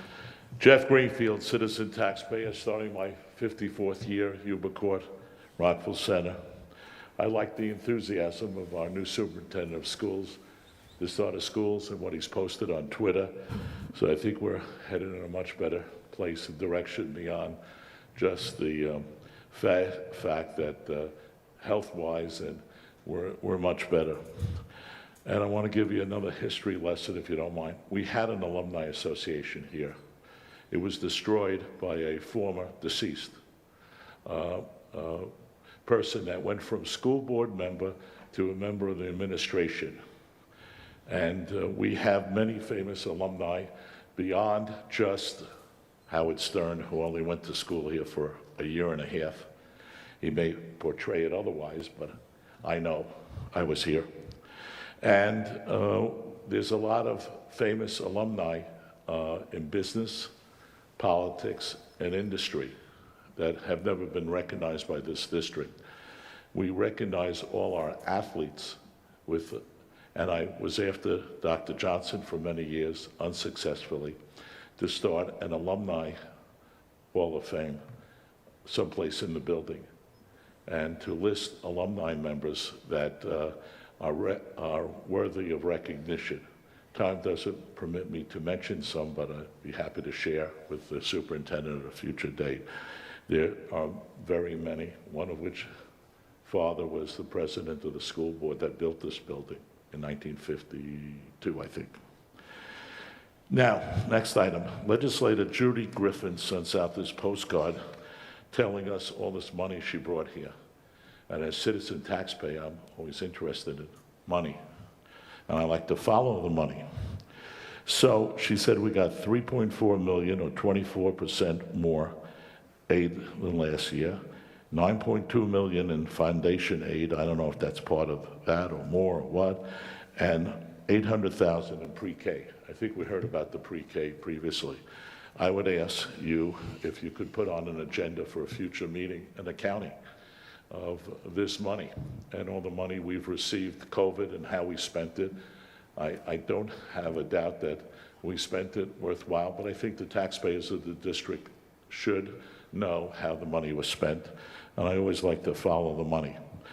Bus safety is another hot button issue for me. I saw, and congratulate you for joining and embracing this town of Hempstead effort. I'm not sure what it's all about, but anything we can do for bus safety or student safety in any way is terrific. I asked at the last meeting about the cameras on the buses, and could I get an answer tonight why all the buses don't have cameras yet? Robert? And when will they get the cameras?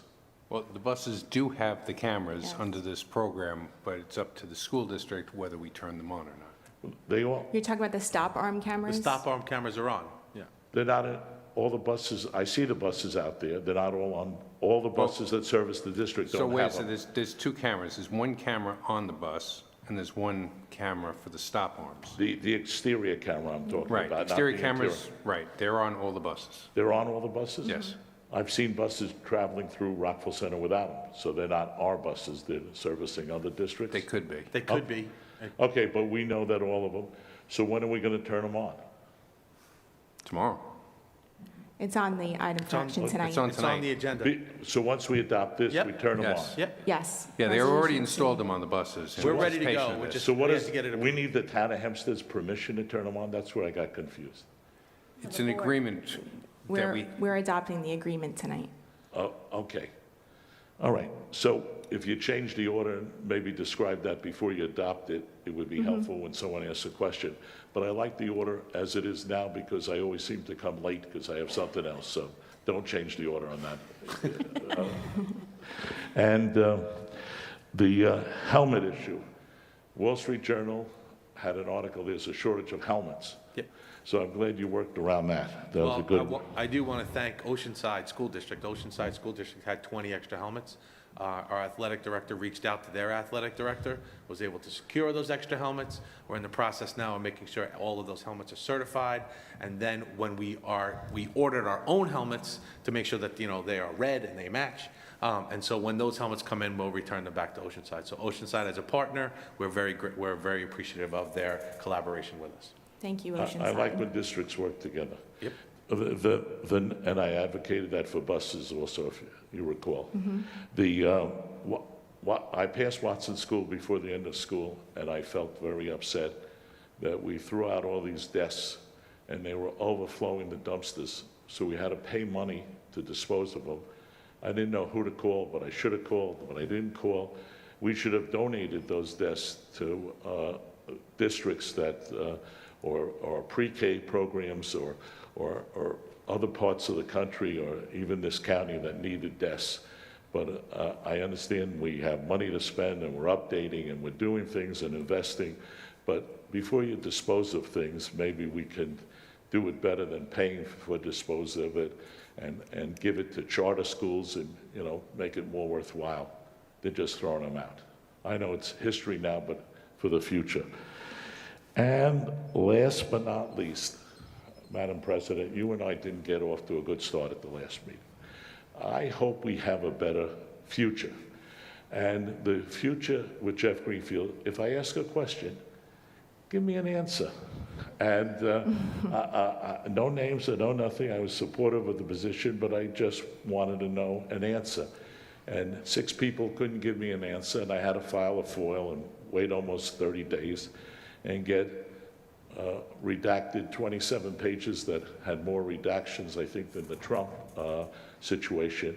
But I'm happy to move forward from that. I'm supportive of the idea that we have that position created, and even the person that was put in that position, no names, I know I got admonished for that, but Radio Shack, I know they went broke, but they had a very good saying. You got questions, we got answers. And I think myself or any other person that comes up here, I should have an answer in 30 seconds, not 30 days. I can assure you, if I have an answer, I will give it to you at the time. I had And 6 or the people up here appropriate. couldn't give me an answer. Well, the president facilitates the meeting, so that's how it runs through the board president. If the district administration has the answer at the time, we're happy to share it with you at that point. If we have to get more information to give you a well-informed and correct answer, then we will do that as soon as we can.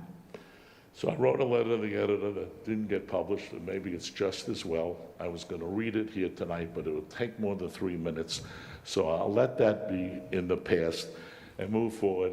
And the last thing I tell you is, if I ask questions and I get good answers and I'm satisfied, I may come less.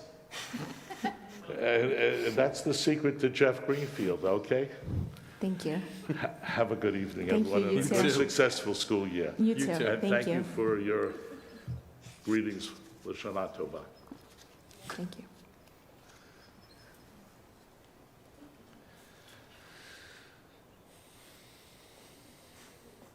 Hi, everybody. I'm Frank Van Sant, president of the association, 76 Tanyard Lane, Huntington. And I do want to confirm, our teachers want me to share the energy they do feel beginning this year. Happy New Year to everybody. It's really the beginning of the year, the way that I look at the year. It's where everything starts. I want to welcome and congratulate our new administrators. We shook hands this summer, but we've had so many changes, such a busy summer. And yet again, I can confirm the energy. You can feel the energy beginning this year. It's great. And Mr. Gavin, I want to back up what you said earlier. The best greeting of all came to our teachers on Superintendent's Conference Day. And from all of the teachers, we want to thank 2 wonderful young people, Cameron Coletti and Tatiana Marcoux, whose beautiful personal stories of gratitude. I know it sounds corny, it's going to sound corny, but these stories made the eye of every teacher fill with a tear and every heart swell with just a good feeling. And they were such impressive young people, such accomplished speakers, and such really lovely, heartening, and welcoming messages. And the teachers send thanks not only to them, but to you, Mr. Gavin, for thinking of the idea. I also just want to share one other thing. I told you all last year that the association received a grant called Take a Look at Teaching. That grant, the idea of which is to give students an opportunity to test out under supervised internship-like circumstances the idea of what it's like to be a teacher. For us, that meant student internship opportunities connected to the Assess program for seniors. In the late spring, the Assess opens up an opportunity for kids to go do some cool things. 16 seniors last spring took advantage of the Take a Look at Teaching initiative, interning in various elementary schools, and frankly, earning a significant line on their young resumes because they got to help younger kids in the elementary grades do whatever was called for that day. I also want to thank the 16 teachers who went above and beyond to provide a structured internship experience so these kids could thrive. And, all of those kids talked about how cool it was to be, the way they said it, a lot of them said it, was to be on the other side of the desk, for the first time in their lives and have that kind of experience. So, I do want to remind everybody that it's year 2, it's on again. The game is on, Mr. Gavin. This year, what we're looking to tweak a little bit and improve, we'd like to add, we have Miss Cohen, who volunteered her time last year with us to coordinate through Assess and did a lot of extra work that way. We're looking to add a Take a Look at Teaching Club. I don't know what we call it, but maybe we call it the Take a Look at Teaching Club. And so I'm putting the word out there, not only for the opportunity through Assess in the spring. Seniors, think about it and get on it. We want you to have a significant, really good experience. But also, I'd like seniors to, or students to jump up and form a new club. That also is a significant good thing that kids can have as their experience base as they move on. So that's everything I have. We've had a great start to the year. We have great optimism, and I wish everybody a really great and continuing new year. All right? Thank you. Anybody else? Okay. Can I have a motion to approve items for action A through F? So moved. Second? Second. Mr. Greenfield, you beat me to it, but I had a note here to ask the question. Mr. Gavin, can you just walk us through items for action, letter C, the resolution regarding bus safety? Like Mr. Bartel said, on all of our buses, we have the cameras installed. Once the agreement is ratified here tonight, we'll be able to turn them on. We're thankful for the town of Hempstead for working with us cooperatively to make bus safety an issue and a priority. Any questions? I just have a question about the buses as well. Being that we do have access to the cameras inside the bus, I know we generally had this small conversation about this before, but didn't really ever revisit it. I do personally think that it would be a good idea to have those cameras turned on if we're able to. I don't know how the rest of the board feels about it, but I feel like the more information that we can have, especially in an unstructured environment where we do tend to see more bullying take place, I think the better off we would be. Just that's my personal opinion on it. So, I mean, it's obviously a discussion for the board, but it's something we can consider and work with. That's an easy thing to do once we have that full discussion and approval. So would everybody be okay moving forward with this item for action C as is for tonight, and then coming back to that conversation? Okay. Yep, that's fine. Thanks. Yes. Any other questions on the items for action? All in favor? Aye. Yes. Oh, sorry. Thank you. Can I please have a motion to accept the gift from the Rockville Center Ed Foundation? So moved. Second? Second. All in favor? Aye. Thank you, Mrs. Celebrity. The minutes. Okay. Can I have a motion to approve the minutes as listed on the agenda? So moved. Second? Second. Any questions? All in favor? Aye. Can I have a motion to approve the financial reports as listed on the agenda? So moved. Second? Second. Any questions? All in favor? Aye. Can I have a motion to approve the receipt of the financial reports as listed on the agenda? So moved. Second?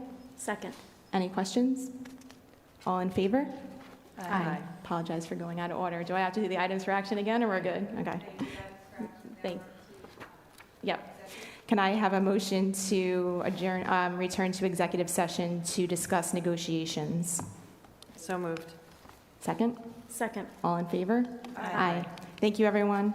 Our next meeting is September 22nd, and that it will be a public works session.